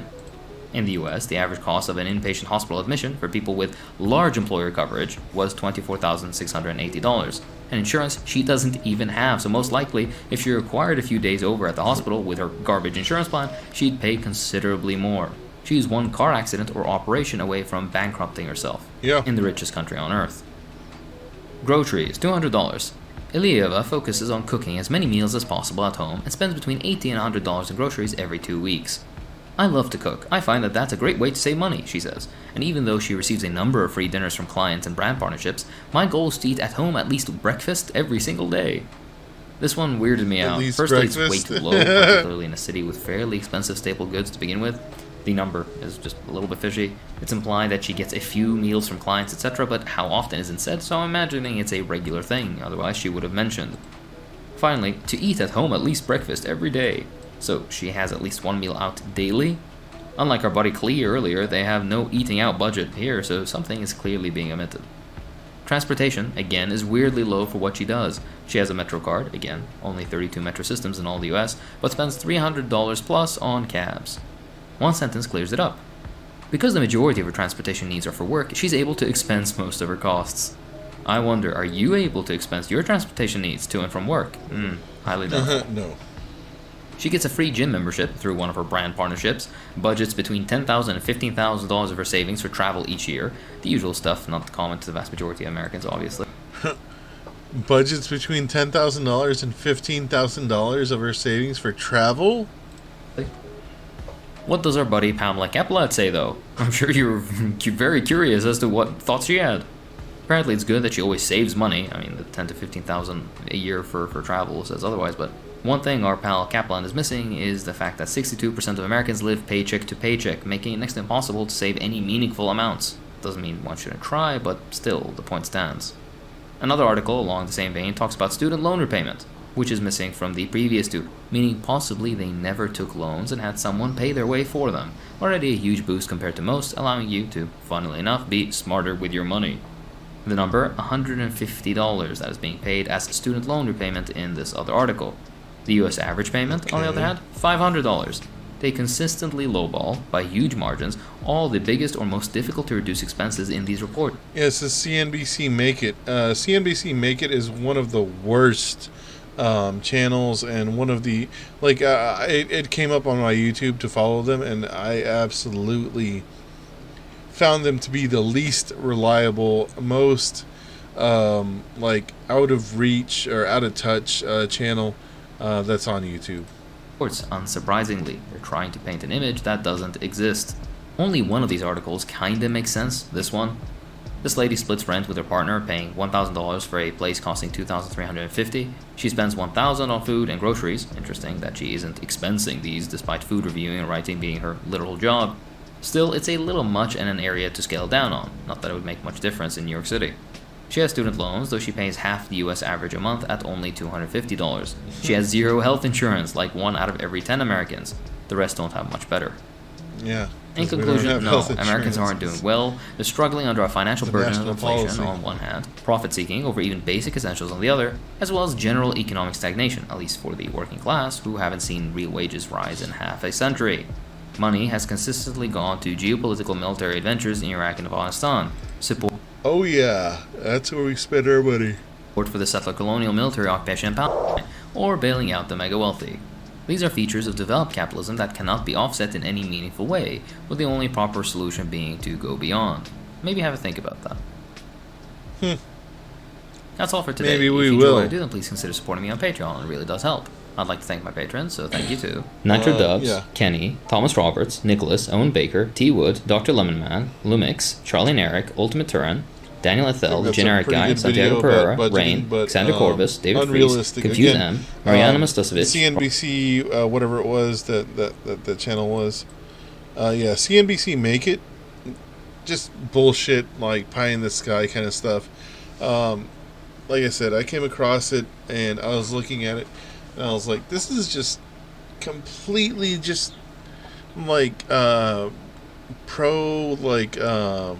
renting is one thing. I've seen that. They're like, oh yeah, don't buy a house because it's not a good time right now to buy a house. Anytime that you can afford to buy a house is a good time to buy a house. Now I know interest rates and whatever are high, but if you have the money to buy a home in the United States, anytime that you can buy a home is a good time to buy a home because you will always have the opportunity to refinance later on down the line. Yes, it may be a rough few or first year, but usually if you buy a new build, the first year your taxes are basically going to be zero or minimal because they don't tax you for the property value. I'm sorry, for the house value. They only tax you for the property value in the first year. So buying a home, buying a new build is ideal. Even at that, like, if you can get in and get a good price on a house, that is still great. Like that really helps you out in the future because not only is your house price increasing year after year, but also the amount that you owe is decreasing every year because of you paying off the loan. So it works for your benefit in both ways. Now, the issue that I would say with buying a home is usually houses that are available are outside of logical areas from your work. We all seem to work in order to be able to live, and then we live in order to be able to work. It sucks. It sounds like a very dumb cycle, but I have lived across the street from my job, and it was awesome because your gas bill is down very much. I probably didn't put gas in my car, but until like every 3 weeks. Yeah. Every 2 or 3 weeks. I could walk to work if I wanted to. It was hot as hell outside because of Texas. But you gain that. You also, your insurance goes down because if you put on your insurance, your car insurance, that you are driving less than a mile to work, it's going to drop the rate. Now, if you're putting that you're driving like 50 miles every day, that's going to raise your rate because there's a higher chance of you being in a car accident. So not only that, less chance of your insurance is less. There's actually a numerical chance that you're less often going to be in a car accident or anything like that happens. So several like that. There's several benefits to living very close to work. Now, the negative parts about being close to work is you're probably only going to find apartments. If you do find homes, they're probably going to be very expensive and out of range. So that's why people do buy houses out in the suburbs, because they're affordable, and it's something that you can see as an investment vehicle. And that is kind of a problem with the United States overall, I would say, in my personal opinion. Attaching your wealth to your living space is probably not ideal. I don't think that's a good way to operate a society, especially when you have housing crises that have happened in the past. or people lose their job and they're unable to afford housing, and then you end up being one of the, what is it, like 600,000 people that are unhoused, that are homeless in the United States. Here's a I guess a reality, a thought process. If you no longer can afford your apartment, or if you don't have an apartment and you haven't chosen a new one, you're homeless.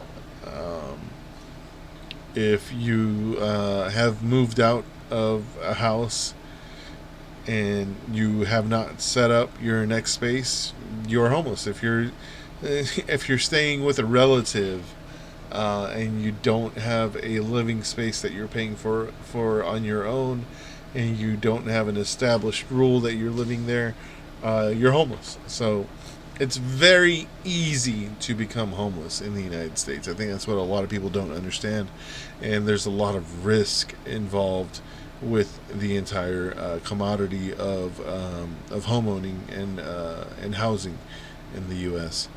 I think it's a big problem. But anyways, I digress. But I digest. What? No, stop that.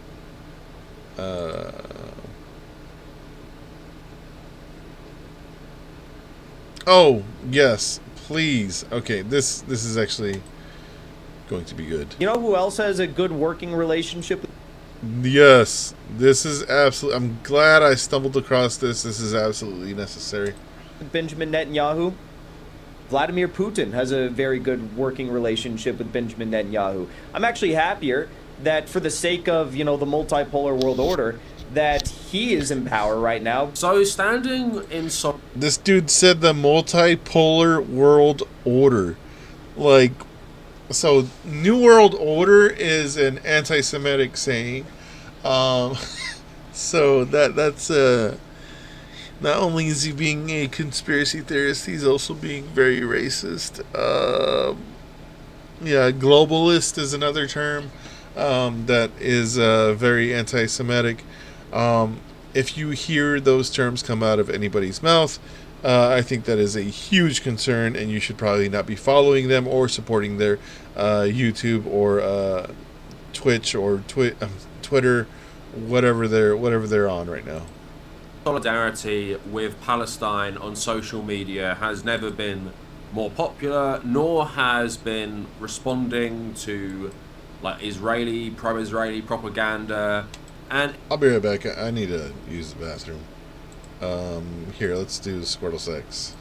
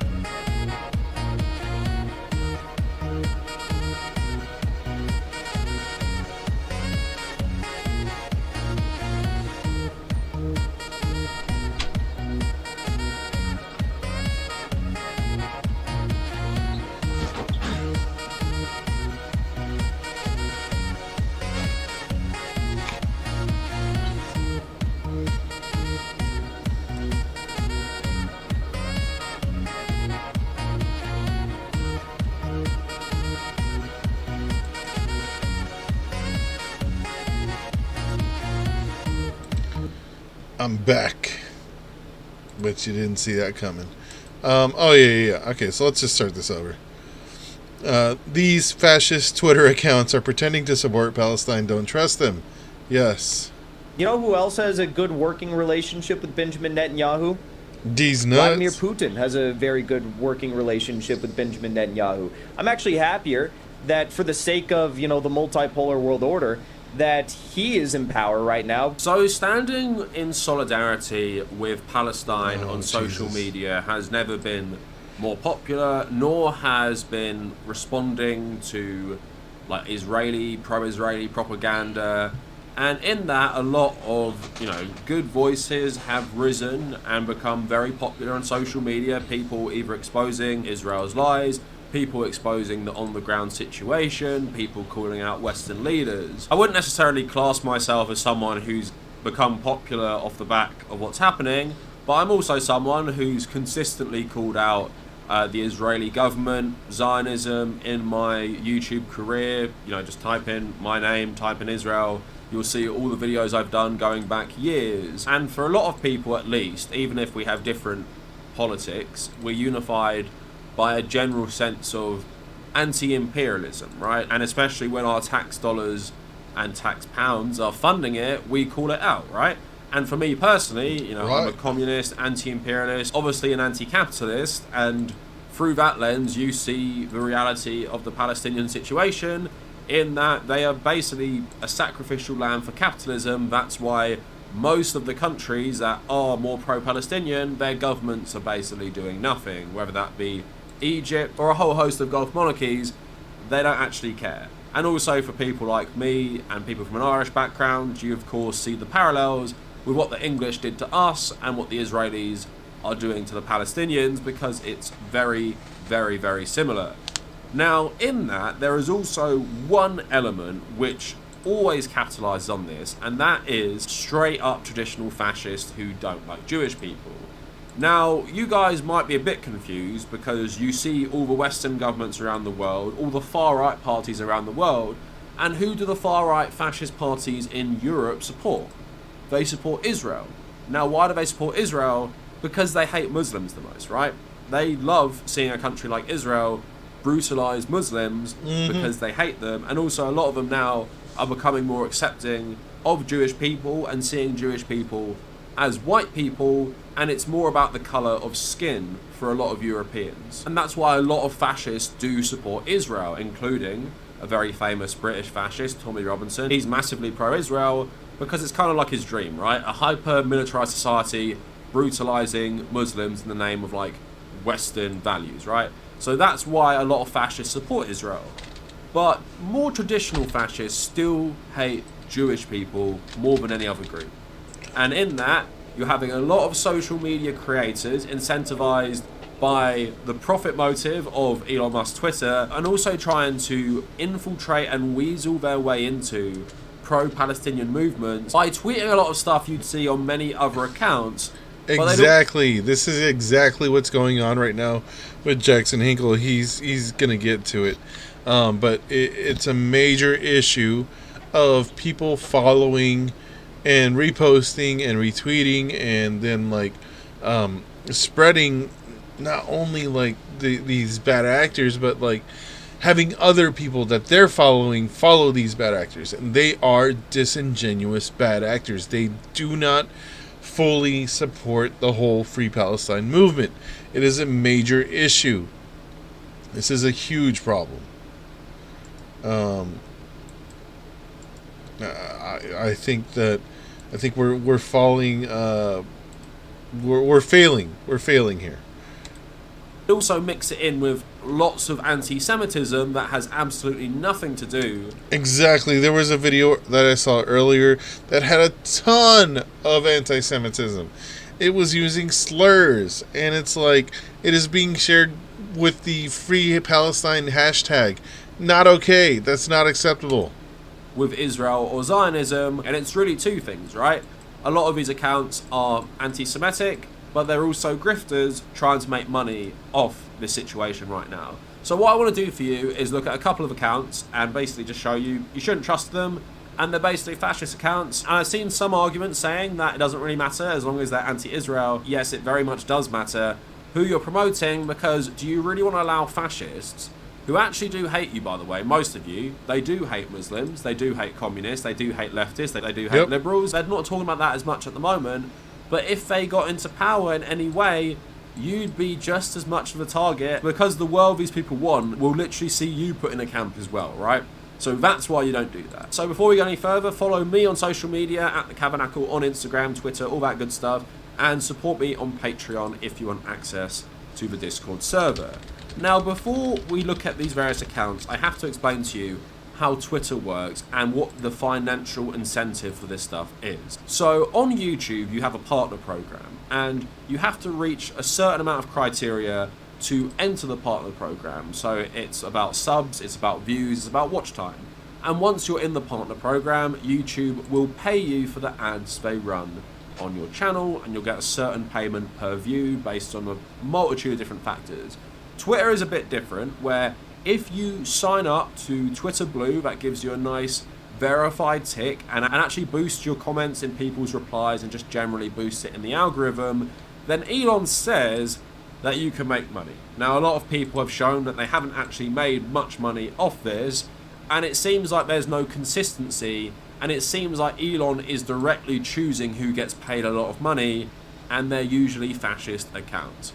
But we do have that element where these people are tweeting for popularity just generally, but for also Twitter Blue revenue. So keep that in mind. That's why they've jumped on this, and that's why a lot of their posts aren't on the surface anti-Semitic, and that's how so many people are coming across these pages and following them, because they are tweeting pro-Palestinian, anti-Israeli stuff, made much money off this, and it seems like there's no consistency, and it seems like Elon is directly choosing who gets paid a lot of money, and they're usually fascist accounts.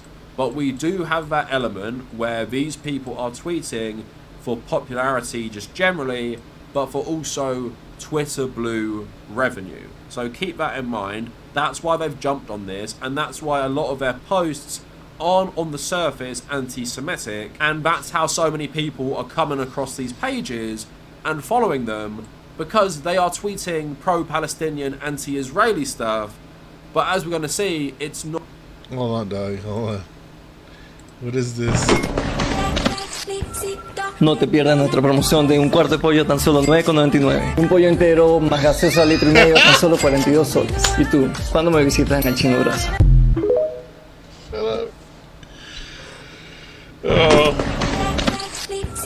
No te pierdas nuestra promoción de un cuarto de pollo tan solo $9,99. Un pollo entero más gaseosa litro y medio tan solo 42 soles. ¿Y tú? ¿Cuándo me visitas en el Chino Grasa? Wow, I think it was a little racist there. Motivated by a want for justice and equality for everyone.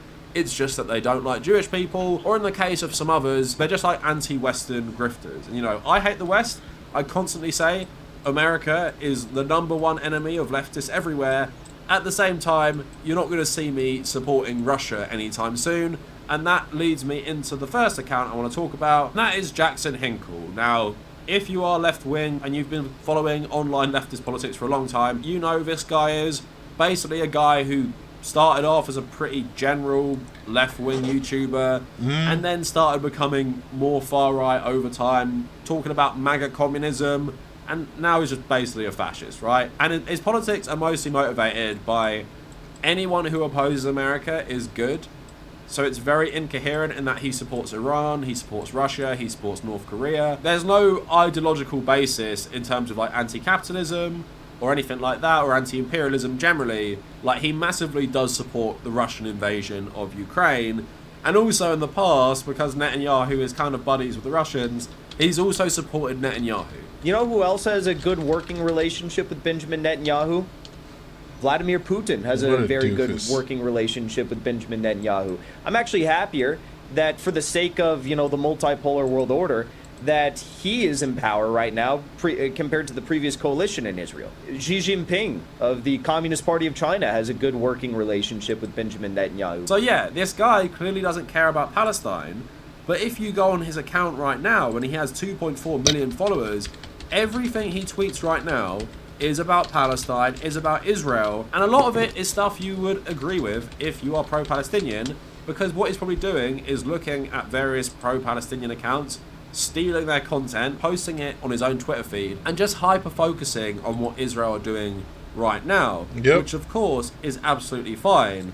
But when you actually dive into his politics, what he's trying to do with this is convince people to vote for Trump. People that are disillusioned with the issues that are going on right now, that are disillusioned with Biden, and he's trying to gather them. And there was a post that I saw of him basically saying, hey, everyone should vote for Trump instead. Sincere. Like, he doesn't support Palestinians, he doesn't like Muslims, he just generally hates Jewish people, and he hates the West, and he's massively grifting. Hold on, what was that one? Sincere. Like, he doesn't support Palestinians, he doesn't like Muslims, he just generally he hates Jewish people, and he hates the West, and he's massively grifting off this. Rockstar Games? What? Okay, whatever. To make himself even more popular. Again, you can say, well, it's a big account tweeting pro-Palestinian stuff, but at the end of the day, this stuff isn't going to last forever. He's going to start talking about other stuff again, and then do you like this guy then for standing up for Palestine, and then do you believe everything he says about everything? You know, if you're naive, do you start supporting Russia because you like this guy? That's the danger of these things. But now I want to get into people you might not have heard of until October last year, and now you might follow, because I've seen a lot of people, even left-wing people, retweeting these accounts, because unlike myself, who's been constantly on Twitter and online for ages, I remember all these accounts were being anti-vax, pro-Andrew Tate, and anti-trans. Like, this is what I associate all these people with, but now they're trying to grift on the pro-Palestinian movement and basically act like they care about Palestinian lives. They don't. These people are all fascists, and they're capitalising off this because they're anti-Semites, and that's the only thing that's motivating them. So Jake Shields is, of course, probably the most famous person here, because he used to be an MMA fighter, and if you go on his profile, he's tweeting a lot of pro-Palestinian stuff. But to be fair, I will say about him right now, he's not really hiding his other politics. So if you go here, he retweets End Wokeness, saying the United States has been conquered without a shot fired, showing refugees and migrants at the border. And he said, how are there tens of thousands of Africans getting to our southern border? Which he actually means Haitians going to the border. But yeah, generally he's tweeting a lot of pro-Palestinian, anti-Israeli stuff, but also stuff like trans women are men, right? So he's pretty clearly not hiding it. And also he tweeted this recently. Nick Fuentes explains support for Trump, and then he retweets it. While I still have many criticisms of Trump, I mostly agree with Nick's breakdown, and I believe... Wow. Wow, you agree with the literal fucking Nazi. Okay, got it. Believe he's our best option, right? You think this guy cares about Palestinians? He's supporting a candidate who banned Muslims from certain countries from entering the United States while retweeting Nick Fuentes' video saying he agrees with him. Is this a pro-Palestinian guy at all? Or is he a fascist grifting of the pro-Palestinian movement? Again, I'll show you how he's motivated by fascism and stop retweeting these guys. Zionism at all. This is when Kanye West was going on his rants. Kanye could say Irish people are the devil and nobody would bat an eye. Say Jews control the media or music industry and they will go into overdrive to get you cancelled. I'm in no way anti-Semitic, 100% is, but it's clear Jews are held to a completely different standard. What an anti-Semitic comment. Like, again, do you think anyone defending Kanye doesn't have a problem with Jewish people as a whole? Goes on to say, what race are you and are you proud of your race? I'm white and proud of my heritage. I also think it's okay to be white and our lives matter. This is not the people we want in the pro-Palestinian movement, because he's not motivated by any good values. He's not motivated by wanting equality. He's not motivated by a general anti-imperialist sentiment. He's not really even motivated by anti-capitalism or anything like that. He's motivated by fascist politics, and that's it. So again, this is another one. Would you support executions of anyone who helps a child transition? This would include doctors, therapists, teachers, and counsellors. Things are being pushed to such an extreme that the cure is likely going to be just as extreme. Homophobic stuff. The moment Ben and his husband Aaron met their daughter Charlotte for the first time, this video made me change my opinion on gay adoption. Everything about that felt unnatural and wrong. Rage Against the Machine went from fighting the system to telling you to get vaccinated and men can give birth. And then finally this gross tweet about George Floyd. Congratulations, George Floyd, on hitting 3 years of sobriety. This just absolutely gross fascist right there. Doesn't deserve anyone's follow. Don't boost this guy's tweets. It's clear the reasons he's posting pro-Palestinian stuff is because he hates Jews, he's grifting for money, and he wants to get popular. Exactly. But he's not even hiding his fascist politics, right? So please, when you see someone you don't know tweeting pro-Palestinian stuff and you think maybe I'll follow this person, please look at their profile and just look at what they might have been saying like a year ago, even less. What I did for this video before it's hard October. to find it Look on at what they were saying before October. Just type in their name and type in something like about vaccines or type in something about transgender people, and their horrible tweets about this stuff will then come up, and that's how you can check. And it's not just the people I mentioned, there's plenty of others. I'm just focusing on these people because I knew them before they started tweeting pro-Palestinian stuff. So here's another one I see constantly pop up, and it's another one which, like Jackson Hinkle, I wouldn't say plausible deniability, but if you just went on the page, you might not understand that it is like a far-right account and not just like a pro-Palestinian one. The name should give it away, of course. Censored Men. Not surprising, it's an Andrew Tate fan account. But if you go on the account itself, like lots of anti-Israeli stuff, lots of pro-Palestinian stuff, was a simp for Elon Musk, simp for Andrew Tate. Andrew Tate explains the escalation of the LGBT community, posting it on his Twitter. Someone called the account out, along with some of the others I've mentioned, and he said that he's been posting a lot of pro-Palestinian stuff in the past, which leads me to believe that this is probably run by a conservative Muslim, because a lot of conservative Muslims love Andrew Tate now, but also most Muslims are pro-Palestinian, right? Hold on, Censored Men? That it is like a far-right account and not just like a pro-Palestinian one. The name should give it away, of course. Censored Men. Yeah, why are men being censored today? Let's find out. Oh, it turns out it's women. Women hate men. Blah, blah, blah. Not surprising, it's an Andrew Tate fan account. But if you go on the account itself, like lots of anti-Israeli stuff, lots of pro-Palestinian stuff, was a simp for Elon Musk, simp for Andrew Tate. Andrew Tate explains the escalation of the LGBT community, posting it on his Twitter. Someone called the account out, along with some of the others I've mentioned, and he said that he's been posting a lot of pro-Palestinian stuff. Called the account out along. Yeah, Jackson Hinkle, Lucas Gage. I need to screen capture this. There we go. Screenshot saved. Got it. With some of the others I've mentioned, and he said that he's been posting a lot of pro-Palestinian stuff in the past, which leads me to believe that this is probably run by. And he said.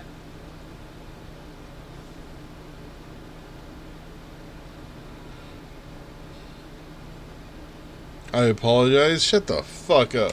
That he's been posting a lot of pro-Palestinian stuff in the past, which leads me to believe that this is probably run by a conservative Muslim, because a lot of conservative Muslims love Andrew Tate now, but also most Muslims are pro-Palestinian, right? So that's totally a compatible worldview. But yeah, this guy has tweeted a lot of anti-LGBT stuff. Pride has normalized walking around naked in public. Imagine if your kid was walking down the street. Nothing to indicate it's anything to do with pride. Feminists, we don't need men. If that's the case, then why have I never seen any of you doing these jobs? You're either born male or female, and this cannot be changed. Who else agrees? I wonder why people don't ask for oil rig jobs to be more inclusive. So yeah, Censored Men is just a typical like far-right red pill misogynistic account that for some reason or another has also been tweeting pro-Palestinian stuff. And my speculation is because of the Andrew Tate stuff and them reconciling like these terrible politics with being pro-Palestinian, maybe genuinely, is because it's a conservative Muslim politics. I don't know. And for as horrible as a lot of conservative Muslim politics are, they do support Palestine for religious reasons, for just reasons that have always been important to most Muslims, regardless of political ideology. You know, if there's something that unites actual Muslim socialists, Baptists, Islamists, is they all support Palestine. Now, this is the one that's most amazing to me, because this person has been absolutely unhinged on Twitter. Like, this is the worst, I think, for what they've tweeted and being so unapologetically, like, fascist. So, Dr. Anastasia Maria Lopez, who apparently is a physician in Denmark. If you're from Denmark, let me know who this person is really, because I couldn't find too much about them. But anyway, go on the account. anti-Israeli stuff, pro-Palestinian stuff. But if you guys remember at all anything during the pandemic, this was one of the worst accounts of spreading disinformation about it on Twitter. Obviously describing Andrew Tate as a political prisoner because he exposed government lies. But just going to give you a sense of who this person is. A deadly pandemic doesn't require 24/7 advertising to remind you it exists. Here's a nice one. Every single aspect of Disney is Jewish, has the LGBT flags on the Star of David, and I think a Satan star. And just pointing out the Jewish people who not work okay. at Disney. So that's a lovely person right there saying that Disney, because they're Jewish, are indoctrinating your kids into the LGBT agenda. Really, really, coincident? really Like that is completely anti-Semitic, right stupid then, shit, dude. Of course, very that is Nazi transphobic, rhetoric. Talking about government propaganda. That is Nazi rhetoric as well. A list of a lot of Jewish people in the conservative movement. Transvestigating Megan Fox is another thing, because this person is utterly unhinged. Loads and loads of anti-LGBT stuff here. Talking about, like,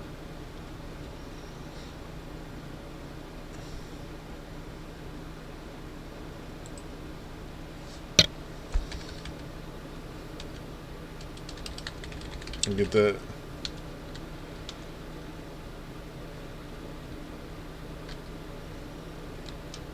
Anyway.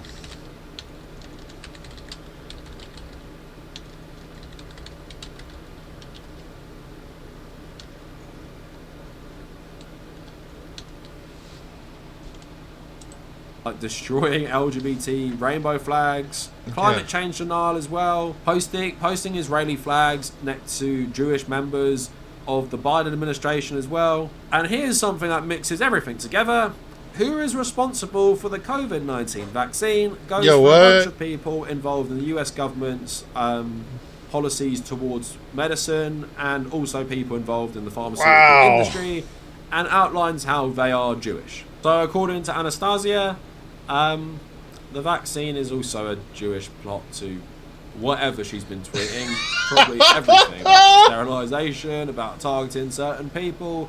Again, these are not our allies in any way. There is no the enemy of my enemy is my friend. Because they're tweeting pro-Palestinian stuff doesn't mean you should either retweet them, like them, follow them, because it's clear it's motivated by nothing good. And it's clear, out of everyone there, this person really hates Jewish people as well. Blames everything bad on Jewish people, LGBT people, the pandemic, the vaccine. It's all because of them. It's all a conspiracy because of them. You have her promoting Andrew Tate, Jake Shields. All of these people are united by one thing. They just don't like Jewish people. That's why they don't like Israel, right? And in theory, they don't hate what Israel's doing. The only problem with what Israel is doing is that they're Jewish people doing it. If white Christians started doing this in France or Germany or England to Muslim people, they would all support it, because it's not motivated by anything sincere. It's just fascists being reactionary. And it's clear from what I've shown you, they are fascists. They only care about white Christian Westerners, and that's it. And there is no room for you, no matter what your politics are, if you agree with their pro-Palestinian post, in their movement, because if they got power, they'd get you as well. And that's what people need to remember. There are so many people who are exposing Israel's lies, exposing the terrible situation on the ground, being pro-Palestinian, who aren't these people and don't have fascist politics. And those people you should support and retweet, and just make sure you check when you see a weird account like Dr. Anastasia with 1 million followers, or Jackson Hinkle, and you don't know who that is, just make sure you check. And Jake Shields, an MMA fighter, they aren't people who've suddenly become very principled at this moment or have always been principled. They're just reactionary fascists looking to get more followers for their movement, for their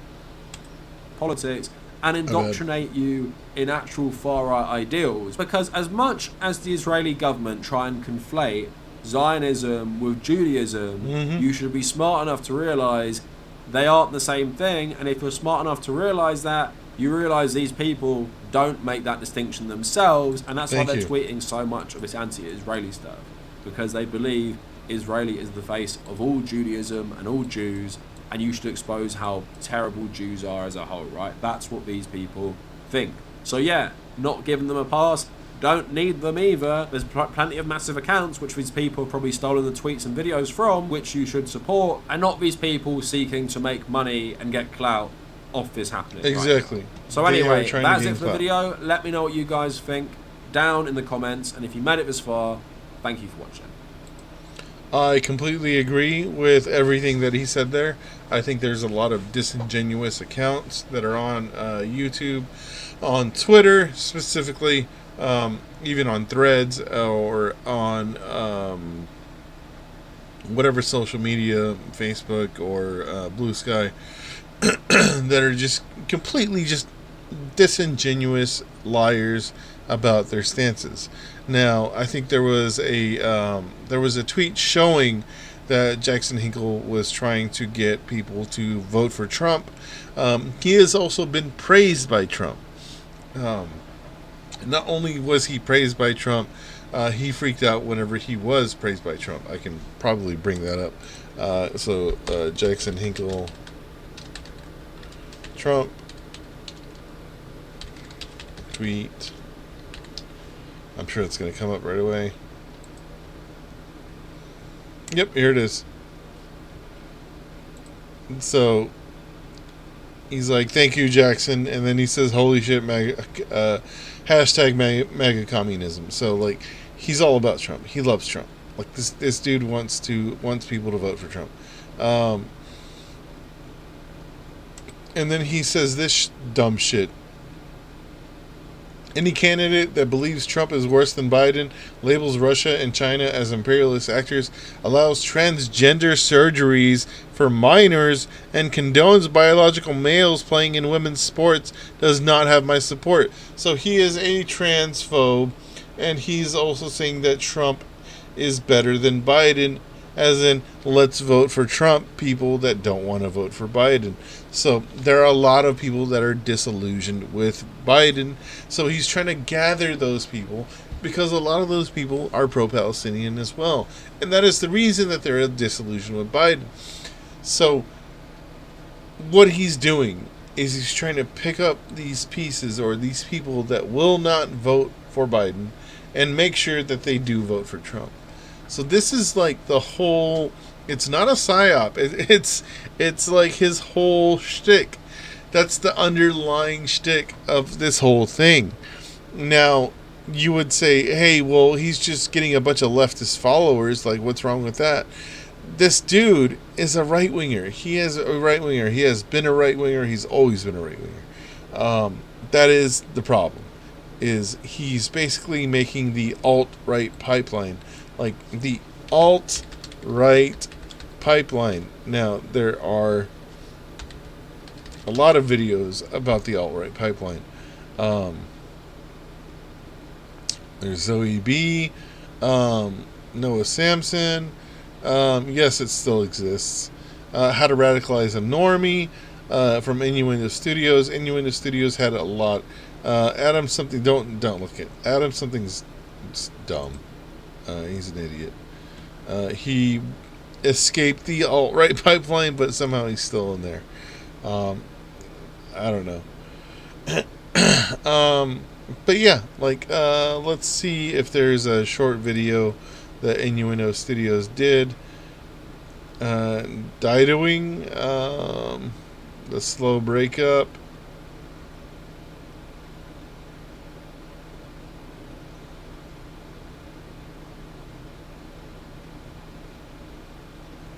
I'm just looking for a short video that I can watch.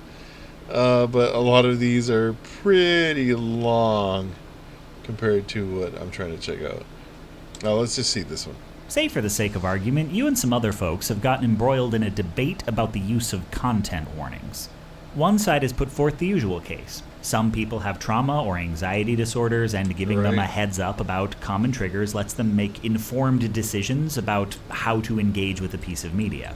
They aren't always looking to walk out even, just avoid a panic attack by having a few moments to prepare themselves. And this is often better for everyone, as more people can appreciate the work itself, and the discourse doesn't derail into another discussion about whether it should have had a content warning.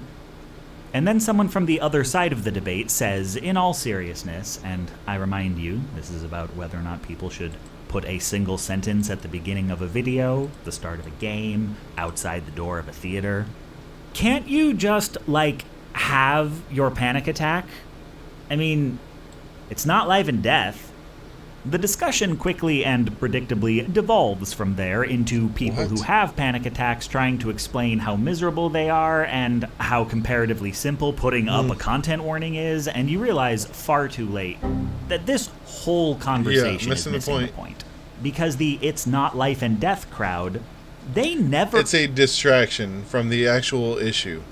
...claimed that they are more inconvenienced than the person having a panic attack. I mean, content warnings ain't life and death either. They made no attempt to frame this trade-off as fair or justified, only that in the grand scheme of things, it's not so bad. I call this didoing. Relationship discourse would call it the tolerable level of permanent unhappiness, which is a really powerful phrase. But I came up with didoing, and I'm keeping it. You see didoing everywhere.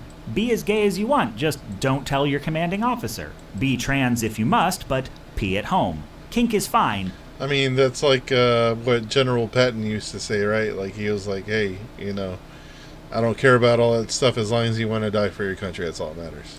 But keep it out of pride. Drag is whatever, just not in front of children. Being a woman on the internet isn't hard if you're willing to block 70,000 people and just use this service to scrub all your private information from the internet so men have a harder time finding your home address. It's $11 a month. What, you can't afford $11 a month?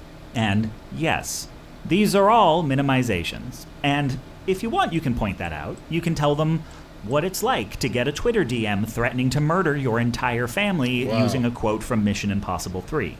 Yeah, he's probably not going to do it, but it can still fuck up your day. Yep. The goal is to fuck up your day. But the it's not life and death crowd won't understand. Not because they don't care, but because they don't care enough. But even that is letting them control the conversation. You're trying to stress the pain of a panic attack, the anxiety of a death threat, to emphasize a gulf of iniquity between their experience as a person who does not deal with these things and that of someone who does. As if were the gulf only smaller, it would be not so bad. In this, you have accepted their premise. Did you even catch what the premise was? That it's okay for things to be unfair within a certain tolerance. That some people do and should take extra precaution just to exist in the world alongside the rest of us. That it's okay for others to suffer for the convenience of the normals. Because it's not so bad. This is a bit different from how privilege usually works. The issue with content warnings, really most things people dido over, is that if you are a person with triggers, it means other people can provoke a panic response in you against your will. The severity of that response is frankly immaterial. The point is, they have power over you. And if you're going to operate in this world as equals, you need their word that this power will not be invoked. The usual move for people on the privileged end of a power imbalance is to deny the imbalance exists. White privilege is a myth, there is no gender wage gap, etc., etc., etc. And you would think the greater the imbalance, the harder it is to deny. But it's just the opposite. People dido when the imbalance is small, or at least appears small in the eyes of the didoer. It happens with content warnings, microaggressions. No, you know what? I don't get followed around Macy's like I'm gonna steal something. But is that really so important? Is this life and death? Don't you have bigger problems? Which is a funny thing to say because, according to white privilege, no, the bigger problems don't exist. Didoing is foundational to the privileged mindset because it's one scenario where they will admit to the didoee, yes, I do have power over you. And you should just let me have it. That's exactly it. That is a well-explained video. The alt-right playbook is very well done by Innuendo Studios.